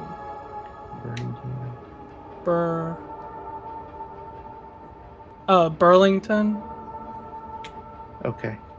Let's go with that. That is like impossible to read. I'm glad I'm not the only one. Think. Yeah, Keys to Fury. That's what it was. It's like a beat 'em up typing game.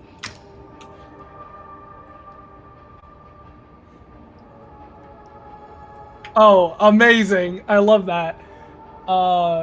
Stacy It Wallace. doesn't get better.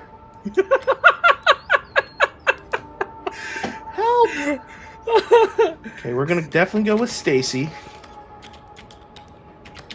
Oh my god, that's so hard to see. We're going Walles. Wallace. 5-2. 52924. One more time's in there. Hafer? Hater? I think that might be Hafer Okay. Street. That's like Clarksville. I don't know. I haven't looked that far. I can't even see the first line. Dude, I can't even read half the stuff on here. Cartersville. Cartersville, Illinois, 62918.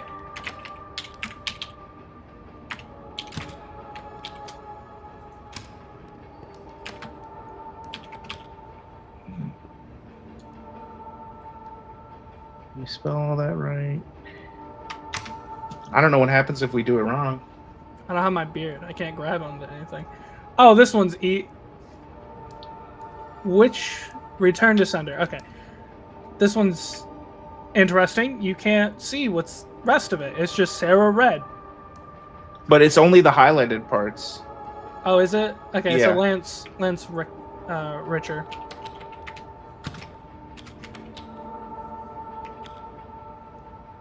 Please Wish do I not was go richer. out and try and actually find these places. It would I either think you it's- won't find it. I think at either the you will beginning never it said see it wasn't real. Yeah, I'm like, either you won't find it, or you'll find something close enough to it. I know someone would do that. Someone would be like, "Oh, this is close enough. Let's go here." I'm a big fan of the game.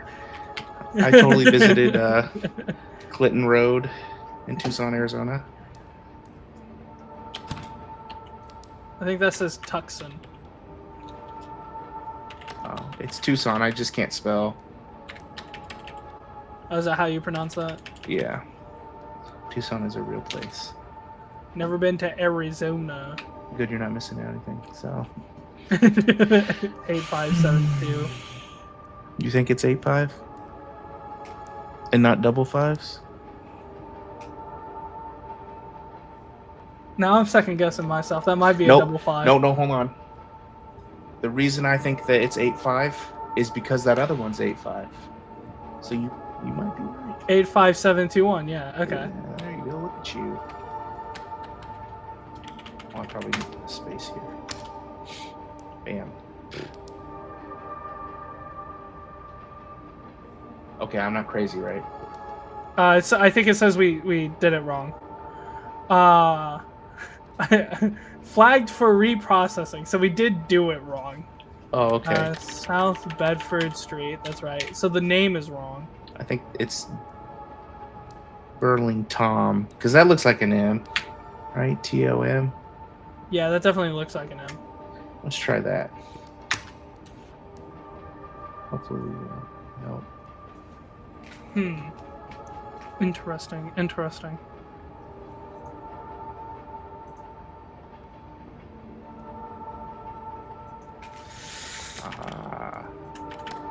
I'm not dyslexic. Don't judge me. What was We it? made I it. didn't see you type it in. Oh, I switched the zip code 8 and 1 around. Oh, okay. Oh, I didn't even notice that. Maybe you were dyslexic too. Oh, that is a lot. That is a lot to write. Hello from one of the most something. What? Oh, southern cities.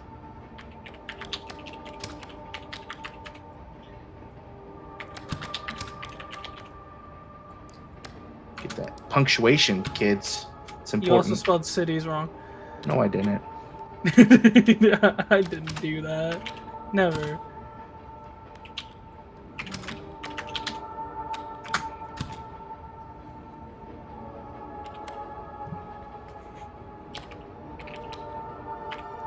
Spell tomorrow right. That's all that matters. Okay, let me zoom in a little bit. Tomorrow I get on a boat. I'm on a boat.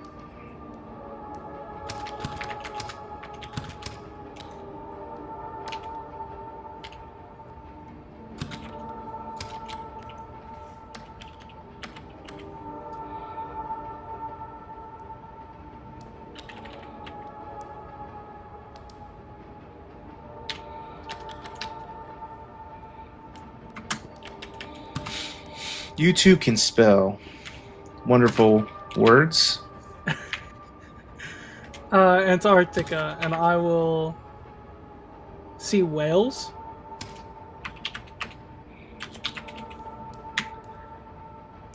Whales and chase penguins.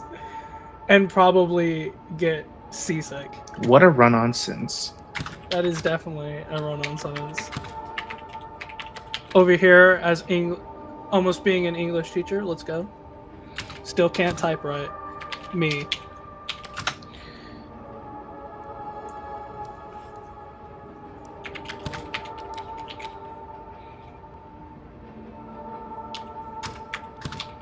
I hope.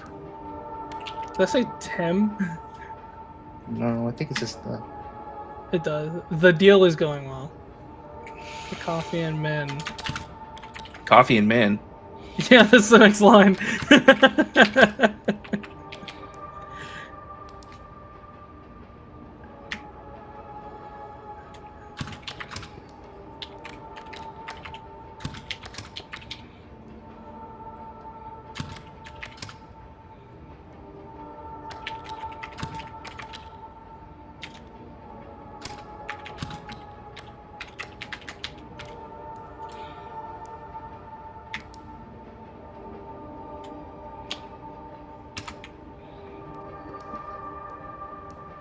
The coffee and men are quite good in Argentina. Never stop. No.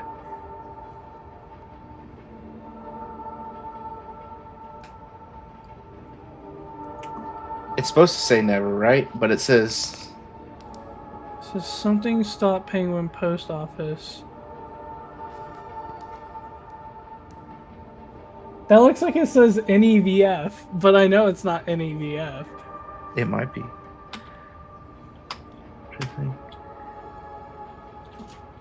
Oh, whatever. We'll just type it.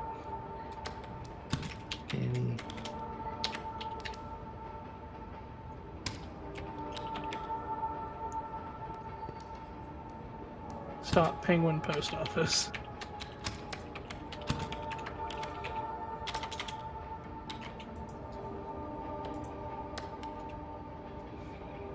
Oh, is that supposed to be an X and a T? You know what? I think Next you're correct. Next stop, yeah.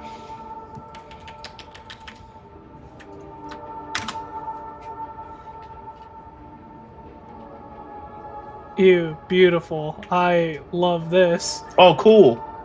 And they're blacked out. Marcella. No, that's definitely not Marcella. Why not? I was That's into a that. Oh, that is a CLA.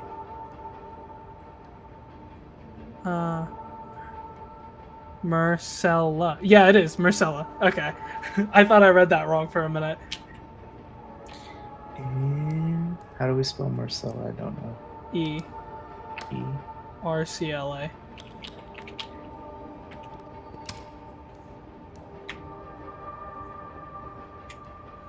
I feel like we're learning more about our reading habits more than anything. And how blind I feel right now. Jeez. S-E-N. Dude, I would hate to be this data entry Oh, that's person. Owen. 772. Oops, there's another 7 in there. That's a 2. Come on.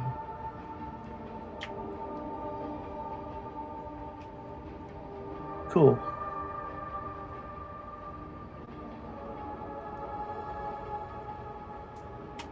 It kind of looks like So an we can- explosion in the background, like a nuclear mushroom. That's how my brain feels trying to. Trying to read this, yeah. Yeah.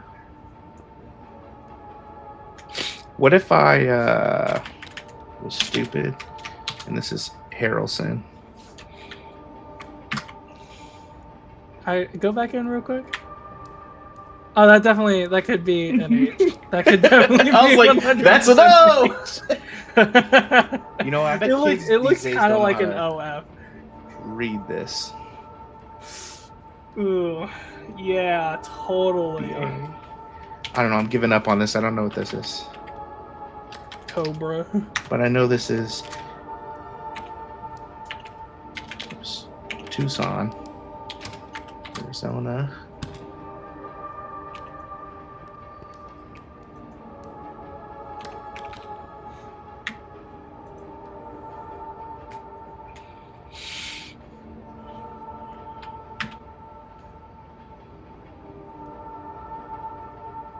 Canberra. F1. That makes sense. That's a mountain. Hi! Hello there, paper! I'm cold. I love it here. But I'm cold.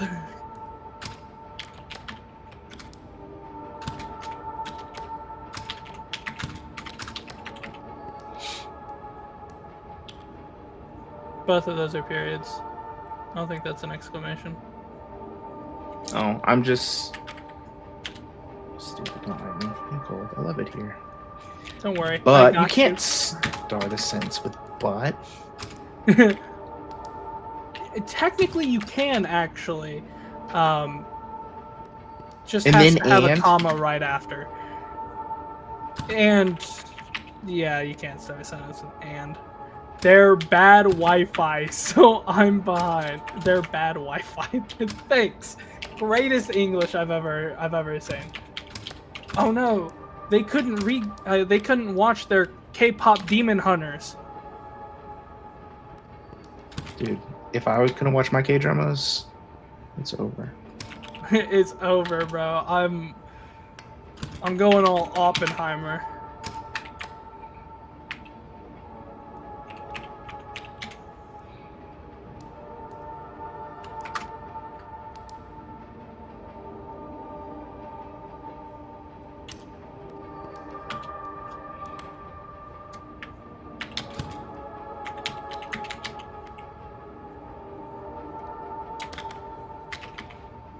Dude.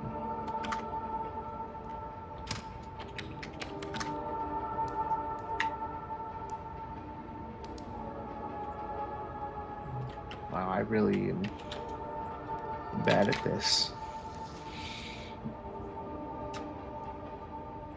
I don't know what pun there is in there, but cool. We made it though to the next one. Let's go.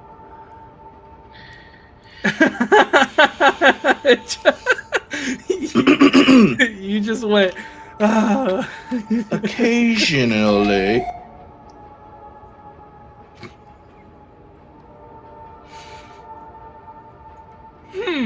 That's so. And it's time to end. No, I'm kidding.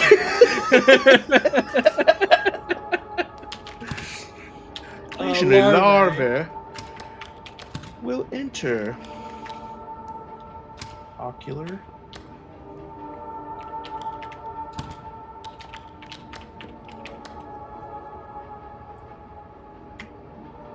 With Is treatment. that a period or not?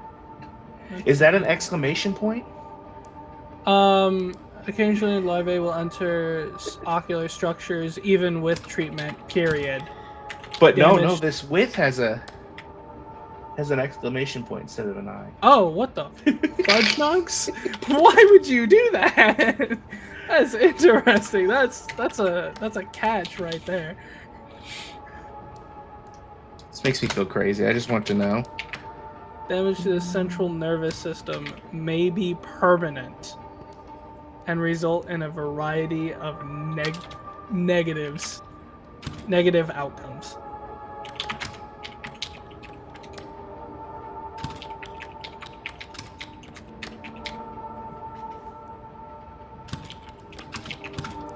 The spray damage that I'm inflicting on my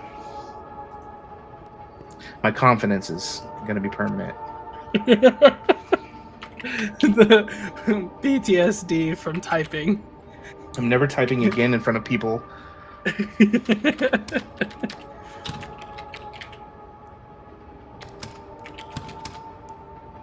A variety. Occasionally, larvae will enter ocular structures. Even with treatment, damage to its central nervous system may be permanent and result in a variety of negative outcomes. Depending on the something. Depending on the location of the infection, the patient may suffer chronic pain as a I'm sorry. I'll stop doing the voice. I'm sorry. I didn't mean to offend you. Keep doing it. Ghost. It made it. It made it fun.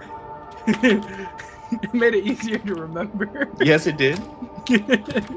We suffer chronic pain as a result.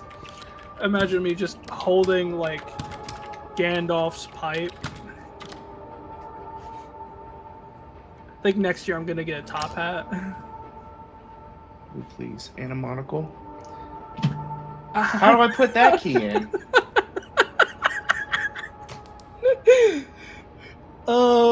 Is there a way to like auto suggest it? Yeah, I think I can do that. 098. Is that Peta? Peta Road. Peter wrote, Interesting. Hey Peter, Hey Peter.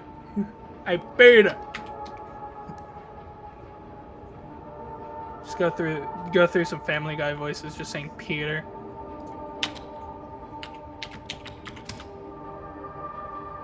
Okay, so it looks like you aren't even supposed to do that little AE thing. It's just AE. There is a way to enter it on the keyboard. I just don't know how. There's 300 and... Oh man, what did I do? I don't know, man. You put university down. I think it says unnamed city. It said I had to... Well, how do I know which one it is?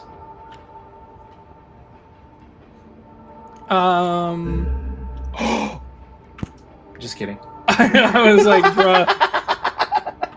bruh, you're gonna give me a jump scare over here. I was like, I thought I accidentally closed the game. I would have cried. I'm not gonna lie, I thought it did that to you on purpose for a minute. Blah. I can't speak. Apparently, I'd be a horrible voice actor, man. No, No you one just would gotta get practice. anything done.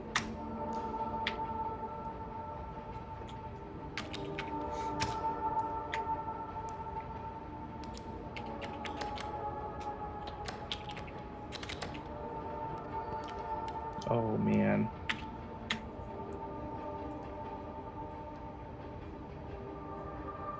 I think that's Morales. What's that? Morales. Morales. Yeah, okay. Morals. Morales. Brownville.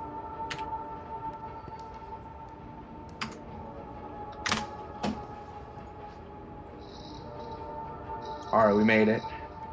Another check. Oh, okay. All right. Don't have to How tell about me. Go Homer.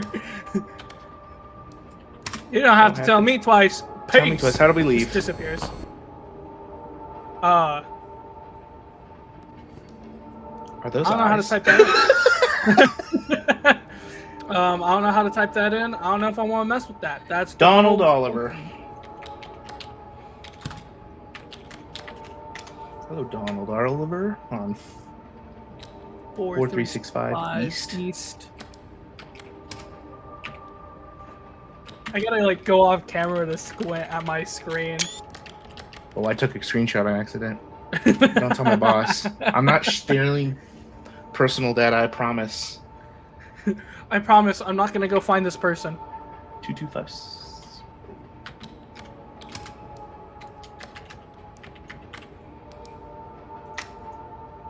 By the way, if for anyone in the chat, you can ask questions.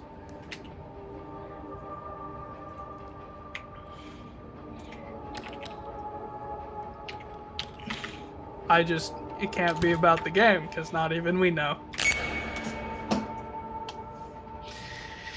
You jumped on that last one, man. Just want to know. I'm waiting for you to jump out of your chair this next time. I'm not If gonna I jump lie. out of my chair, it might break. You know All what? right, Do it for the stream. That would be funny. Never mind. We won't get into that.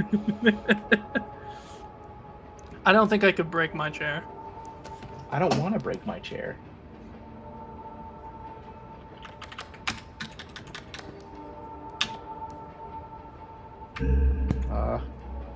Control. None of these are the options. I guess you'll just have to type it in. Yes, I can totally read that. I'm gonna go with 002. Ooh, whoa. Oh my goodness, we're messing up here.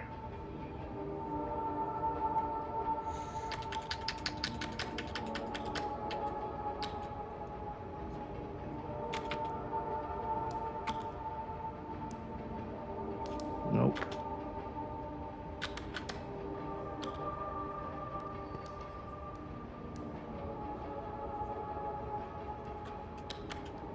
Is there a way to like scroll down?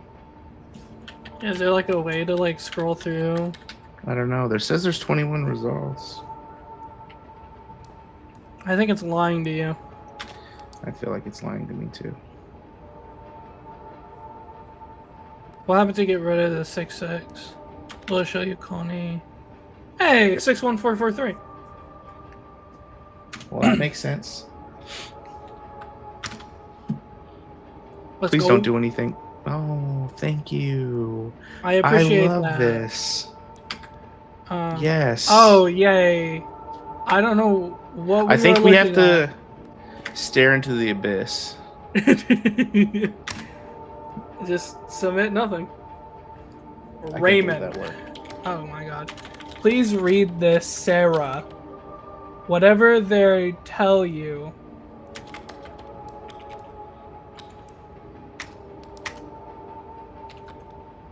before you enter this one, what the actual what now?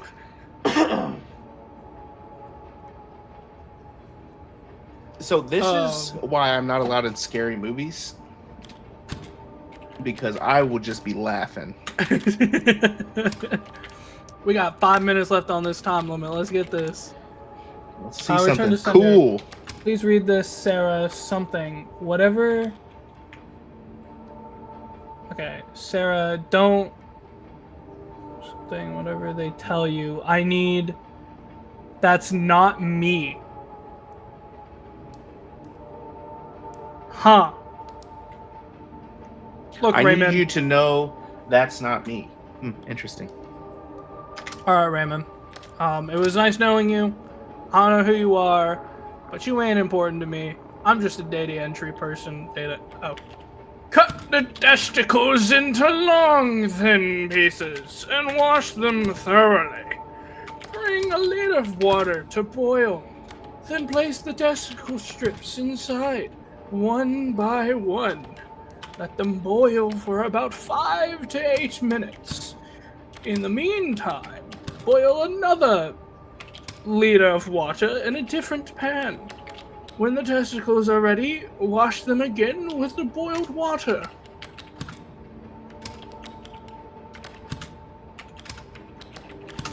This is a cooking recipe.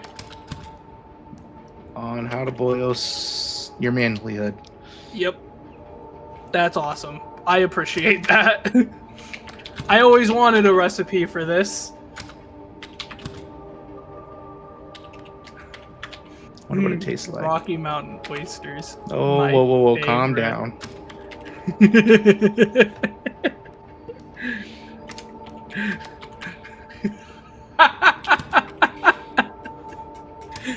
Oh, I don't think they are the kind I would want either, not gonna lie. I don't want any kind, personally. I would do an impression, but I don't think that would turn over too well. Thank you. I'm not trying to get canceled. I don't know what we're trying to do here. I got a 2-minute warning. Oh man. Hopefully I can type this fast enough. Another. It's a cube remaining for 31, so this is definitely interesting. Man.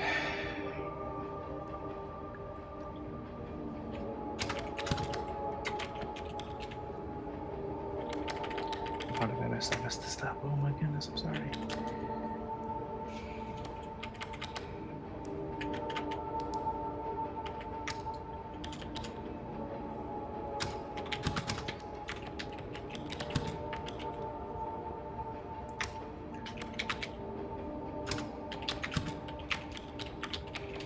Come on, Ghost, you ain't got on us.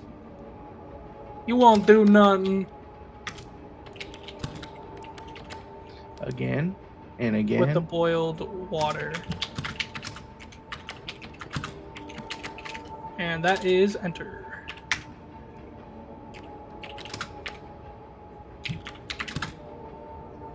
Oh, we don't need to put that part. Oh, thank the Lord. 30 seconds. Alrighty then. Thank you for joining us for this Dead Letter Department game. If you would like to check it out, check it out. It seems like a really fun game, but it's going to take some time. So, thank you.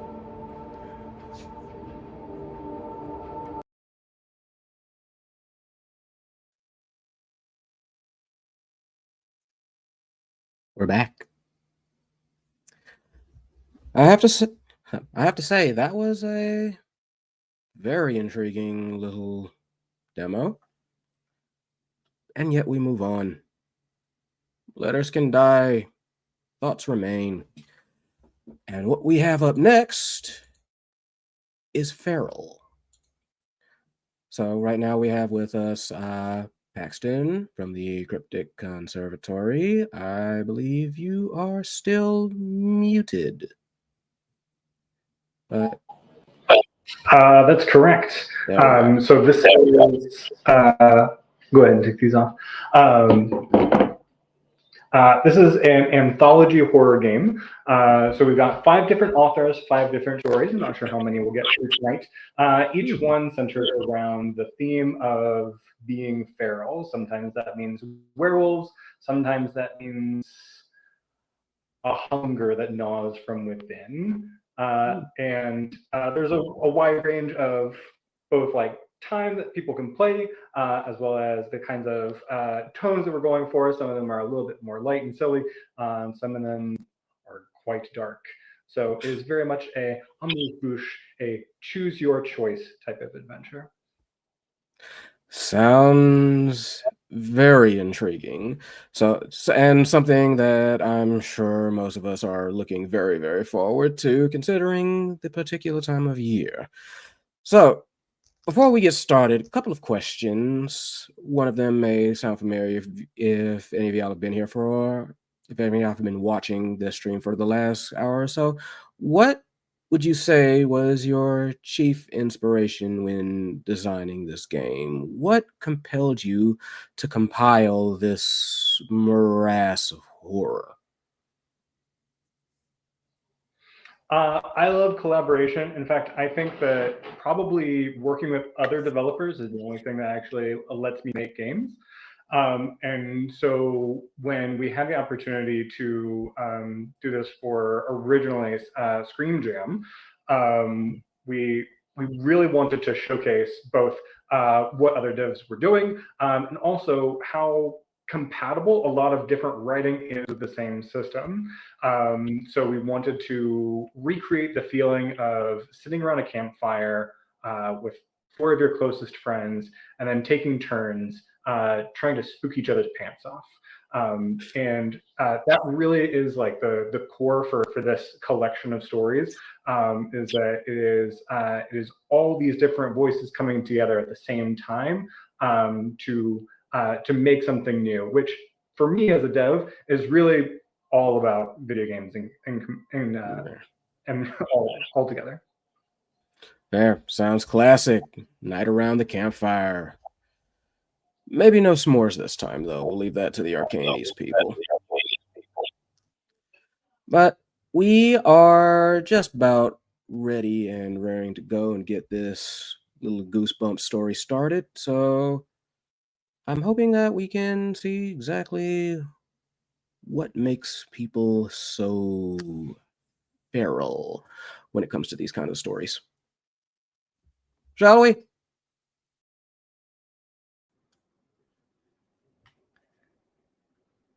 Hello, it is the 3 of us. Hello. Feral, a campfire collection.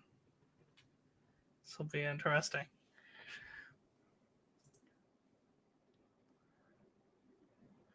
Alrighty. So, do we want to go visitor? A woman comes home to find 2 envelopes waiting for her.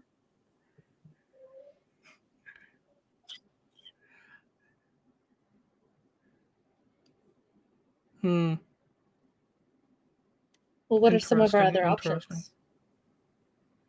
We have visitor as one. What's another option that we can have?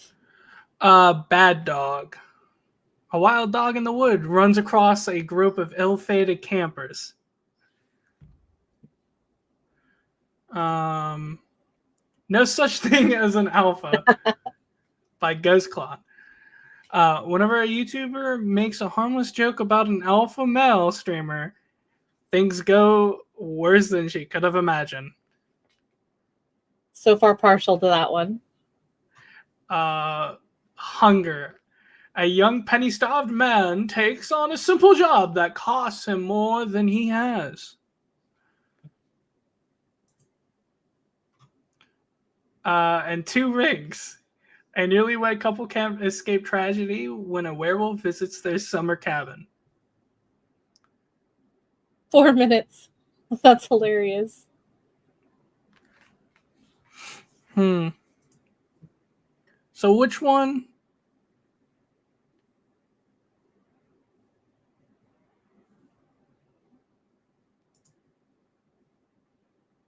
I like the no such thing as an alpha. That one sounds really funny. I second the alpha here. Alrighty. As streamers, it might actually spook us. It would probably be better if audio would work, but technical difficulties be kicking my arse.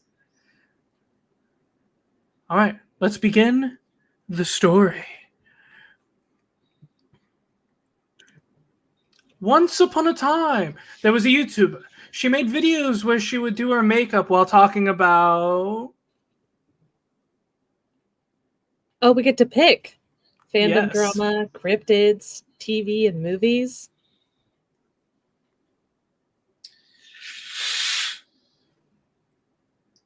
I don't know. I feel like this is going to be dramatic. I think we go with drama. Drama. Fandom drama. That's right. And she was just starting on a new video. Hello, everybody. I'm Dr. Fandoom, and this is Fandoom Scrollers.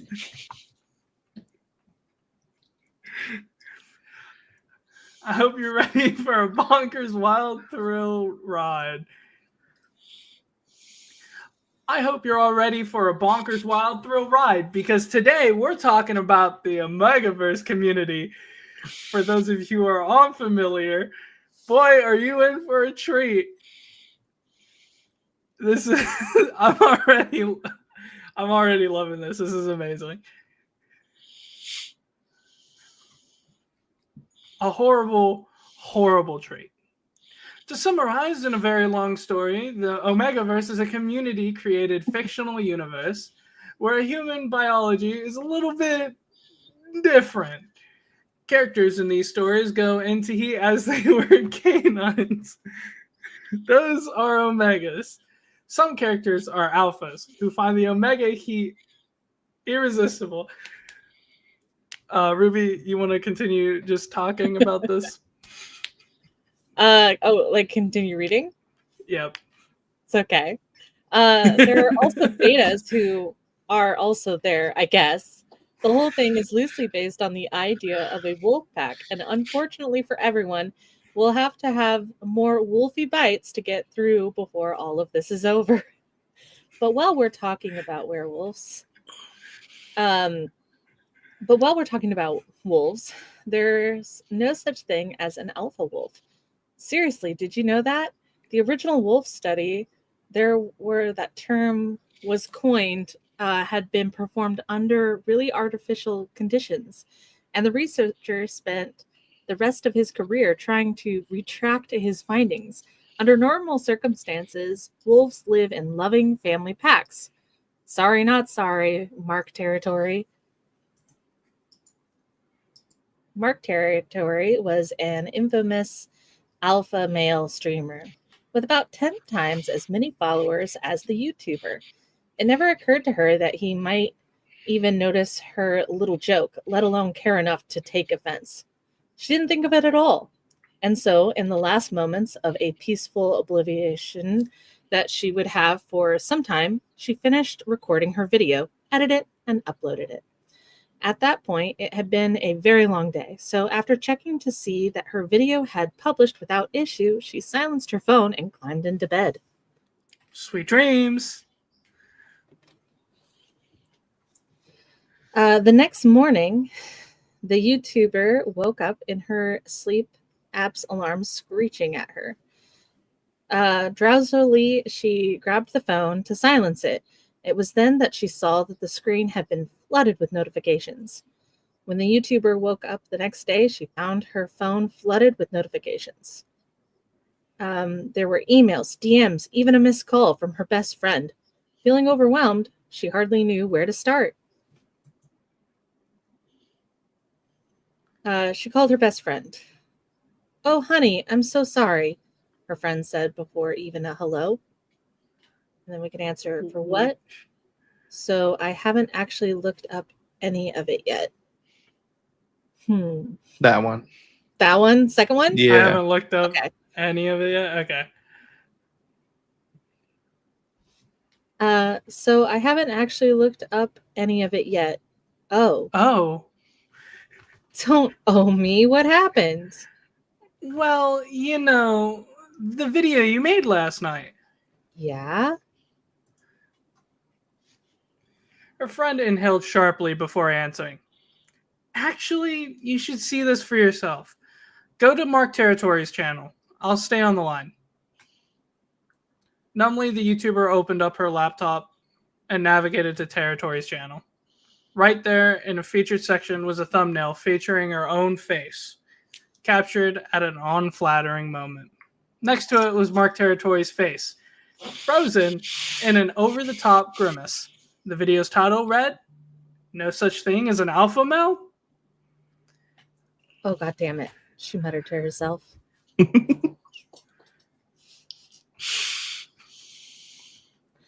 Her friend inhaled sharply before answering. I wish Actually, there was audio. no, right? There's like this rap song that's playing in the background. It's so funny. I love it. I'm Paxton, very you did curious, great. Paxton, what started this story. This is pretty fantastic so far. Oh my god. Oh, looks like we accidentally skipped ahead a little. Let's Uh, see. She watched the video. The YouTuber rolled her eyes.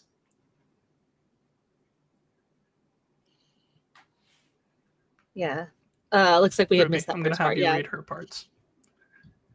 Okay, the YouTuber rolled her eyes. A lot of you guys have brought to my attention Hello? a call out. Hello? Hi. Did Oh you my lose god, audio? my audio stopped working for some Okay. reason. I don't know what happened there. Not a problem. Are we back? Yep. Perfect. Okay, so the YouTuber rolled her eyes. A lot of you guys have brought to my attention a call out from this makeup channel, Fandom Doom Scrollers. Never heard of it, but let's watch and find out. The YouTuber watched as her own video filled the screen. Territory's smug green screen face sat in one corner, and a rapidly scrolling chat window filled the entire right-hand side. What the fuck is she even talking about? She sounds like a squawking bird. Snide comments aside, Mark pretended to snore through most of the opening, but once he hit the part where she made a joke about him, I became significantly more interested. Major, would you like to read any of the? Yeah, I can read too. Yeah. You see Can what you read she's better doing? than you type? Yeah. I'm a talker, not Let's a. go. Do you see what she's doing here? Calling me out like that? She's trying to leverage my clout to boost her own. Let's pause the video for a second. Chat, how would you rate her based on this image? Be honest now. The chat window quickly filled with numbers. Looks like we're seeing a lot of 8s. So now why do... Oh my goodness, hold on. My eyes are hurting from all that typing in that screen. It's okay, Honestly, take that's your fair. time. Looks like we're seeing a lot of 8s. So now we know why anybody would watch this. This girl could be talking about paint drying and she's still crawling with simps. But I guarantee you, if I brought it back to the beginning of the video before the makeup went on, those numbers would be cut in half. This is what females do. Disguise themselves as something they aren't. Personally, I think she overdid it. This isn't your normal everyday makeup. It's attention-seeking makeup. What do I always say? If your woman is wearing too much makeup, she's cheating. Oh my god. Stop watching or keep watching? Ooh, I feel like this is a train wreck I couldn't look away from. I agree. I'm committed Keep at this watching. point. Let's continue watching. Her friend said, if he's just going to rant a while, skip to the end, around the 20-minute mark. The YouTuber always had difficulties looking away when she knew people were talking shit about her, but she trusted her friend's judgment on this one. With a tired resignation, she clicked the time as instructed. Once more, Mark Territory's voice filled the room. But look, if she really wants to try and prove me wrong, I see she's going to be at VidCon next week. I'm going to be at VidCon next week. You think she has the guts to do a collab? Yeah, I don't think so either. That's Hold on. So it's a little much there, my good friend. You want me to read again? Yeah, I mean, sorry, I just jumped into reading that last bit. Well, it's fair. You just take turns reading. It's fine. I'm invested into the story. The story got really interesting really fast after the Omegaverse. Said the YouTuber. Yeah, said her friend. The YouTuber looked at her still growing DM count. Mystery solved. You're not going to do it, are you? No way in hell. Over my dead body, and preferably also his. I like that third one. Yep, we know what we must do. Yeah. Yeah. Let's be catty. Over my dead body, and preferably also his. Good. Hey, I gotta go, but take care of yourself, okay? Let me know if there's anything you need to get out of the house for a while. Oh my god, that goes. It hit me hard. Sure, thanks. She sat down the phone, took a deep breath, and set about cleaning up her social media. Go through the DMs, clean up the comments section, or check on Discord. DMs are private. I feel like you can ignore those. Yeah, the DMs are crazy. It's probably a war zone. And he said she's an 8. Like it's over.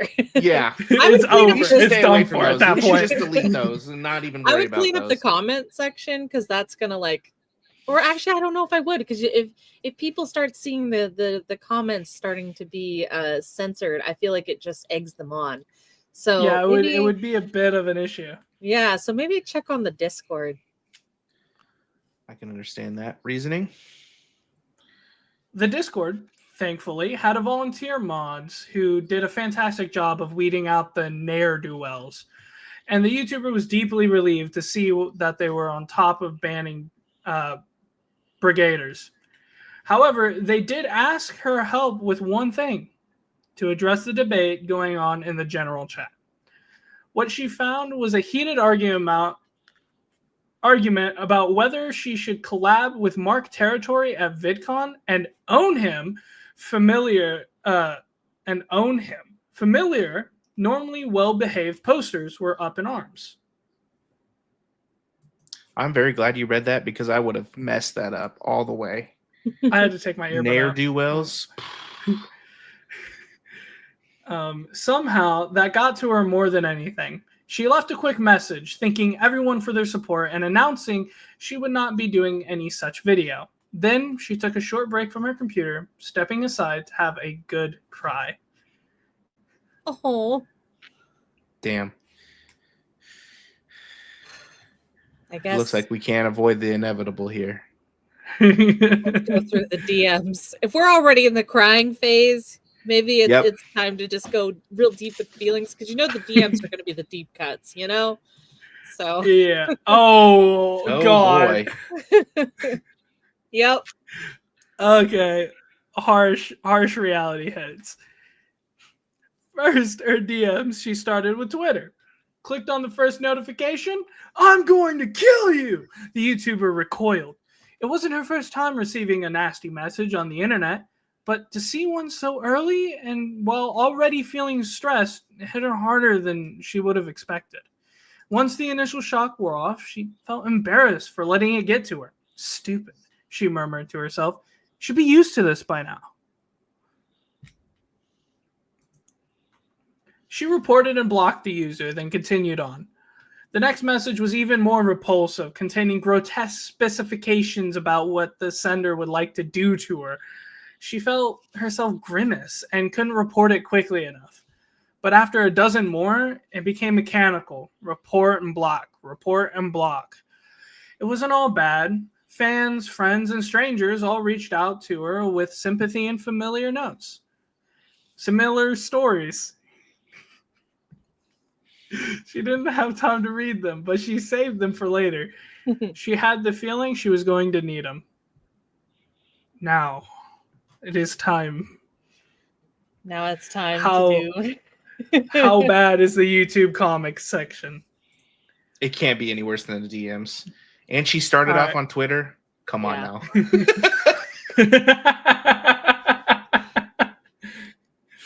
Oh my god. Hurricane, take it away. The YouTuber turned off comments for the video, and that's where we're starting off, right? Yeah. Sorry. The YouTuber turned off comments for the video that set everything in motion, then set comments on the rest of her channel to be held for review before publishing. It was tempting to turn everything off, but she had worked hard to build a strong community in the comments. She knew there would be some hideous comment on other videos, but there were more urgent matters to deal with. So she called this one good for now. Now that she's done some damage control, she psyched herself up for what needed to happen next. She needed to make a statement. I do solemnly swear.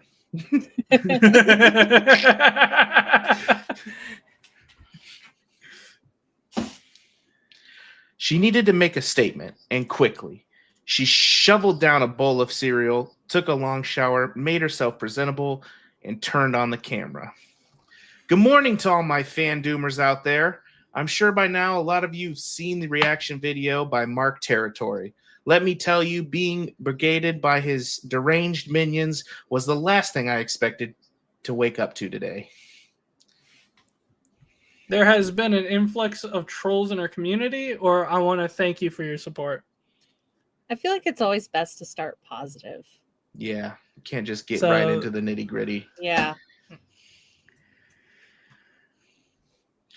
I want to thank you for your support. So many cool people have reached out to me with similar stories. I'm still processing all of this and haven't had a chance to respond to any of you yet.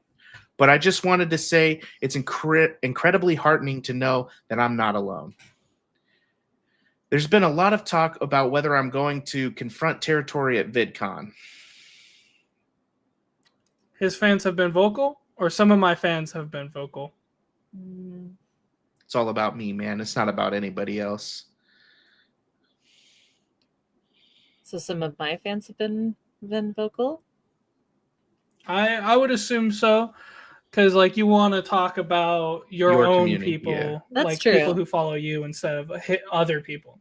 That's true. You're focused on positivity of. But could we have some backlash and lose our fans here? That is a great question. I mean, Let's find out. personally, I would have almost gone with like his fans have been vocal because I think that the call to action first came from his side, right? All right, let's go. Let's go with that. His fans have been vocal. The votes have been tallied. His fans have been vocal, but I will not be intimidated. Let's put this to rest here. If Mark Territory is this insecure over a tame little joke, that's his problem. I have no interest in engaging with him whatsoever. Be strong, queen. Period. That would do for now. Period. End of story. That was great. Thank you guys for watching. We haven't even got to the juicy part. I know. Crazy. We could always give them a gentle suplex.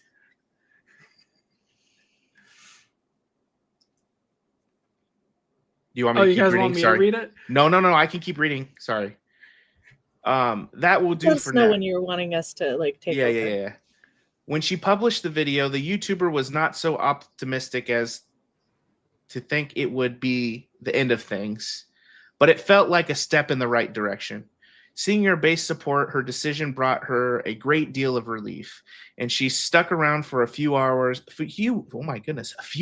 monitoring the comments and aggressive moderating all fronts of communication. She barely signed off when her phone rang. She didn't recognize the number. She answered the phone and she refused. I'm in your house. I mean, I don't know. I got that new iPhone thing where you can filter calls, so I don't answer anybody's call. Hey, Android has the same thing. Oh my I think. goodness. I ain't answering it. That's just me though, but it's up to you guys. I don't Did we answer the answer phone. the creepy phone call? I Nope. Voicemail. The real terror is answering the phone, right? I like to know why people are calling, and if they don't leave a message, I'm like, you're unimportant. Whatever you wanted didn't matter. Like, so refuse to answer the call. It's my vote. Then now we have a Oh, it voicemail rings again. evidence, right? Yeah. The YouTuber refused the call. There's no way it would be anything good. No sooner had she set the phone down, it began to ring again. Oh, A God. notification popped up informing the YouTuber that she had a voicemail. Yeah, see? Evidence, baby. This is what I'm looking for in the court of law. Let's go. She put the phone into D&D, do not disturb mode, and flung it aside. Flopping backwards onto her bed, she needed to pick up her laptop back up and confront this. She knew, but she dreaded what she would see when she opened that screen. Rip the Band-Aid off or psych herself up first. Just go for it. Rip it. Just go for it. No fear. But we had fear answering that phone call. Well, in this moment, we can be brave. You know, we're not confronting anyone. We're just sending a notification. There was no point in stalling. The YouTuber took a deep breath. All right, Ruby. Oh my goodness. And opened her laptop to see that. Yep, she's sure she'd been doxxed. Her heart felt like lead. Atop a 4chan thread were her real name, phone number, and address, posted for the whole world to see. The On YouTuber... a 4chan thread? Damn, 4chan still exists? Trouble. The YouTuber I feel so did what bad. she could. She changed her phone number and all of her passwords. She froze her credit cards. She contacted the police, her lawyer, and Google. She reported comments and deleted friend requests on all platforms, one after another, like playing whack-a-mole. Hours passed, and she didn't even notice that she hadn't even eaten lunch. But when dinner time rolled around, her stomach snarled in protest. She needed to take a break, but before she did, there was one last matter to attend to. She would contact Mark, or she would make another video. Ooh. That's... I mean, she just got doxxed. Yeah. I mean, I feel like making another video at least keeps it public what's going on, right? Where if we contact him directly, isn't that still like more private and it's more of a he said, she said kind of situation? You're right. I feel like being more public would probably be better in this situation. Yeah, especially since it's already been public, right? Like, However, counterpoint. Making videos. Objection. How much of this is seen as, oh, I'm just doing this for the clout? Oh. I don't know. That's I mean, a good point.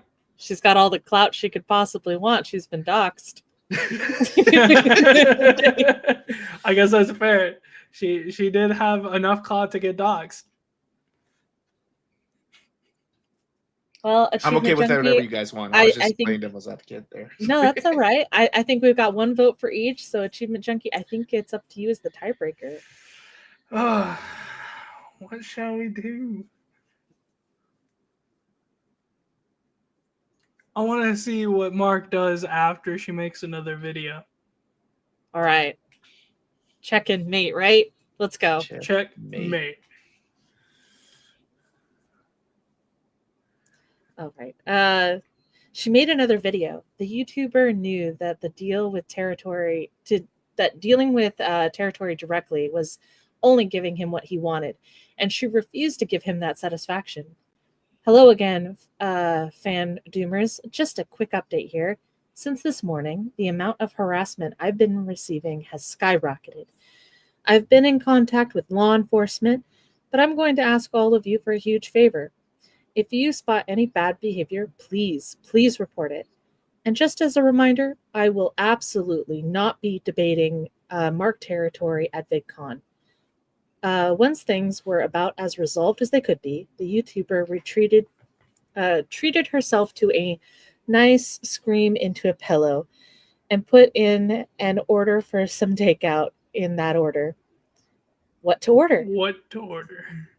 Food, baby, let's go. We actually get to choose. Whoa, okay.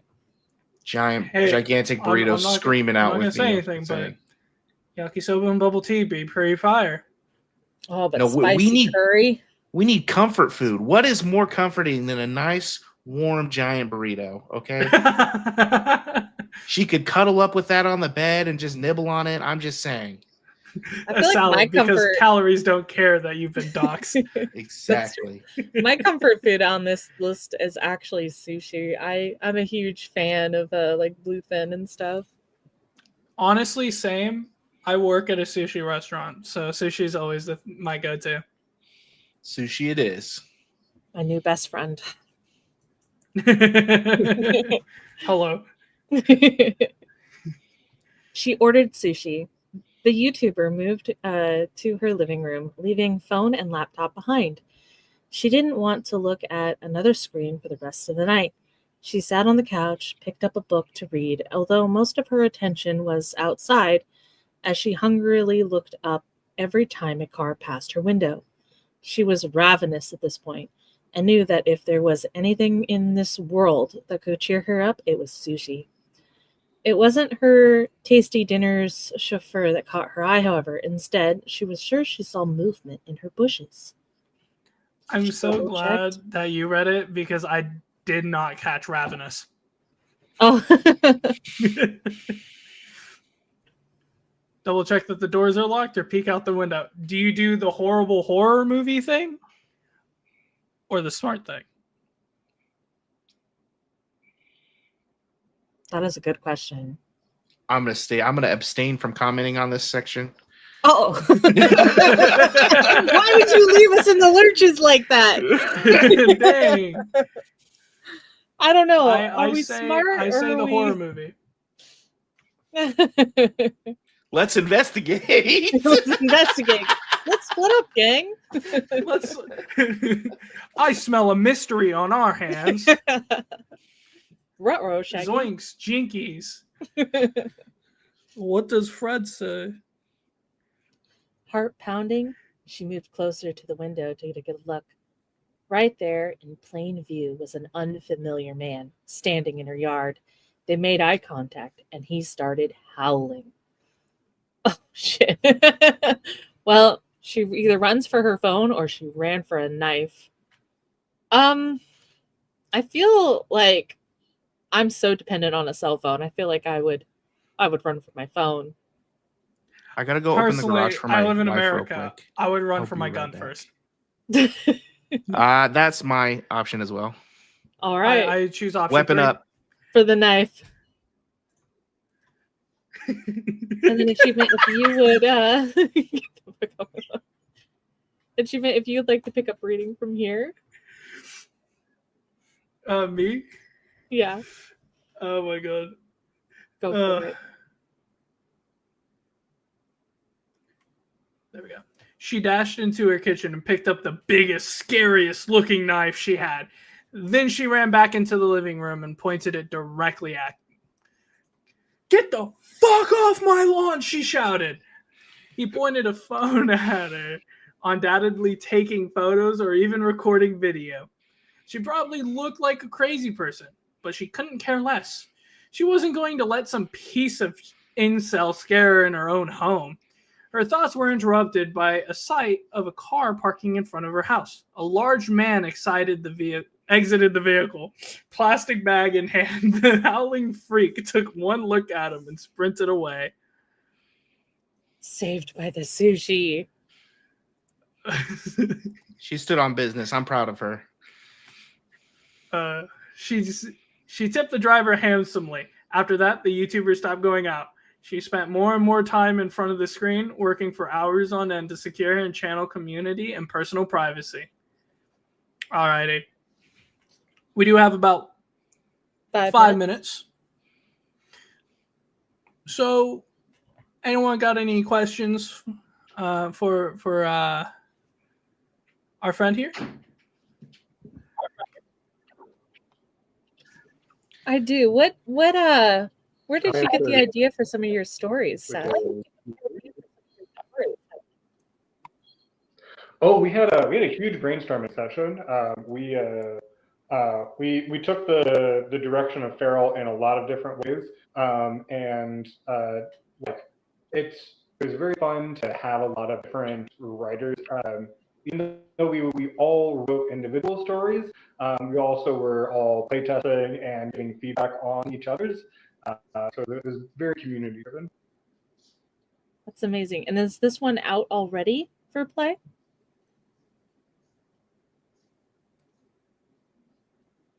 Correct. It is entirely free to play right now if you want to check out some of the other games.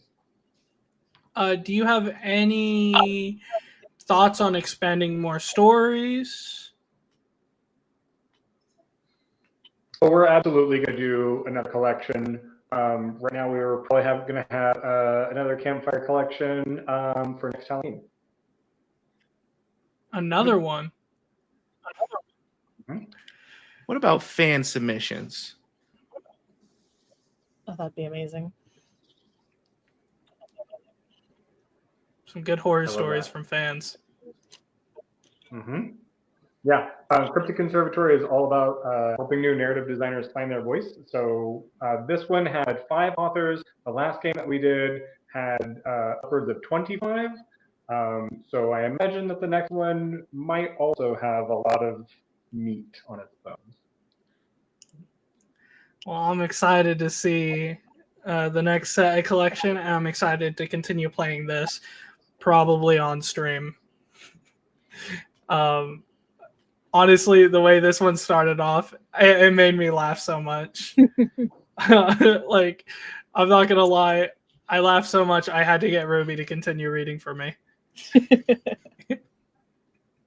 And hey, that's amazing. I love that.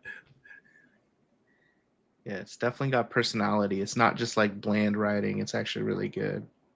Yeah, I think it definitely has, with the choice making, it makes you feel like you're in control of the character instead of just listening to someone tell you a campfire story. Gives more depth into the characters of each of the story as time goes on.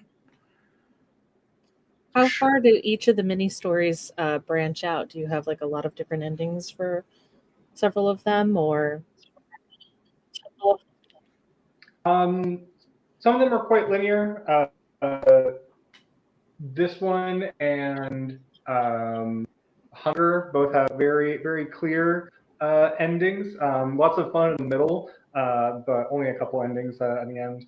And then I think probably Bad Dog branches up the most, with lots of different ways that can play out. And then Visitor, oh, there's also a lot to explore there. I could get lost in that game for a while. Okay. Now, what inspired you to start making collections of stories? I just like seeing what other people do. And then also I'm terrible about hitting deadlines if it's just for myself. So as long as there's someone else watching over my shoulder, then I'll know, oh, I actually have to finish this. All right. Well, I appreciate you letting us play your game here on the live stream. Yeah, it was very fun. Thank you. Thank you for wonderful watching on the live with all these amazing voices. Thank you so Well, much. I'm hoping we get to do something like this again.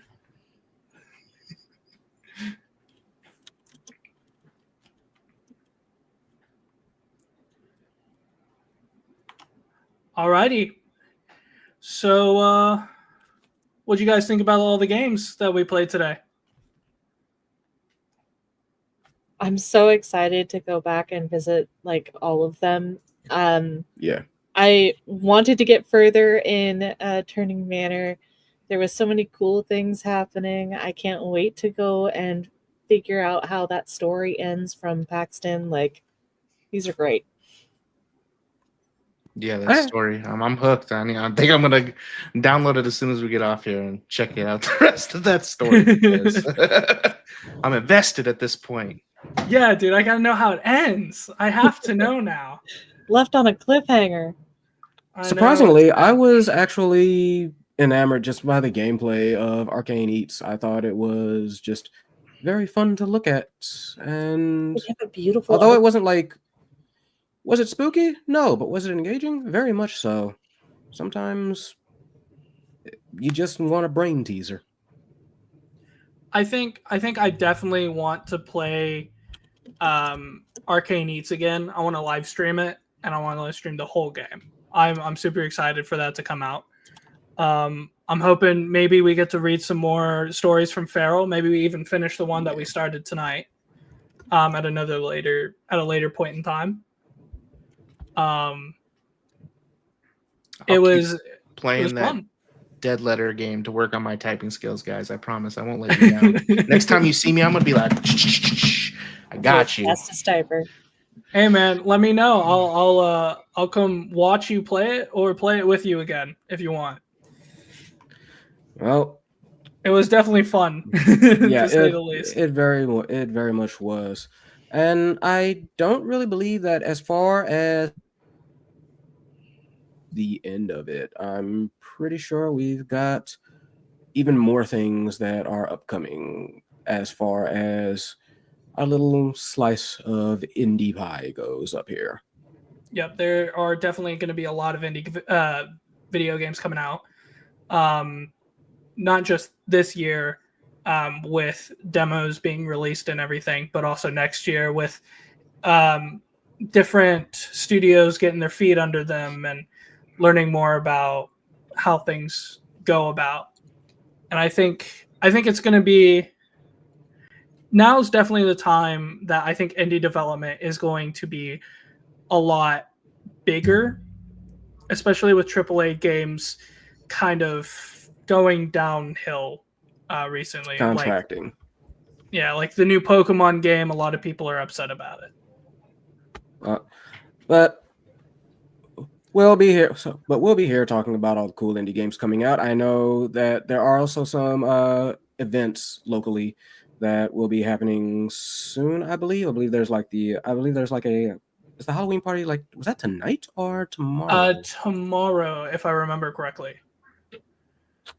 Thought so. There's that. I know that if you're looking for something a little bit less spooky, we do have a games and education industry collider. Just getting, like these things you might be interested in them. We don't know, but we'll put them out there for your perusal just to see. And if you're interested in anything else that might be coming up, I mean, that's what the website is for, seattleindies.org. We have that. We have a meetup. You can get all that sort of information there. It's great times if you're around like the Seattle area, Washington State in general, in a lot of places. But really, they were the ones who, we put together stuff like this all the time. Hopefully we can put another one together. And if we do, let's say if we do, what is there anything out there that maybe the audience might be interested in seeing? Like if there was like any kind of specific types of games maybe that the audience might be interested in seeing, or maybe certain special guests. If there's anything like that, then please don't be afraid to say so. We are doing this out of love. We are doing this for the love of the games, for the love of gaming, and we'd be more than happy to try and like just set something up. Of course. Video games is a very big part of my life. I think it's also a big part of a lot of people, and these new video games coming out are going to be great. And Yeah. I'm excited to see what kind of hear about other people and see what they want to see. So we have like maybe 5 minutes left. Let's just go around the horn for a little bit, and in case they forgot about it, tell us a little bit about each and every one of you. Who are you? Where they can find you? What you might be up to in the future? All that good stuff. Alrighty. Start with Bob here. I am James, or Achievement Junkie. Hello again. I play video games all the way to completion. I 100% them, even if it takes me 300 hours to do so. Thank you very much. You can find me on twitch.tv/achievementjunkie, and I will be starting a YouTube soon where I post all my VODs and edited videos where you can see see my finished completed games in my library. Stuff including Expedition 33, Final Fantasy VII's Remake, Rebirth. I'm currently in the middle of Persona and Liza P right now. I also do drinking games. Ruby, what about you? So I am Jacket Ruby. Everybody calls me Ruby, but I am a variety streamer / art streamer on Twitch. I also will be moving over some stuff to platform to YouTube. But Mondays I do art streaming. I have like a monthly Patreon where I release a print of the month. So there's a lot of art in my channel as well as video games. But the next time I'm going to be live is actually on Friday. I'm going to be doing some pumpkin carving with another good friend of mine. Nice. Hurricane, what about you? Hello, I'm Major Hurricane. I'm a Tekken streamer. I play Tekken. You can find me on Twitch as Major Hurricane TV or on TikTok under Major Hurricane. We are pretty live. I think we're live every Friday around 7 p.m. Pacific Standard Time. Will you be going in a tournament soon? I don't have one yet, but we do have our team monthly next Thursday that anybody can sign up for. I am actually more or less just I do esports commentary myself.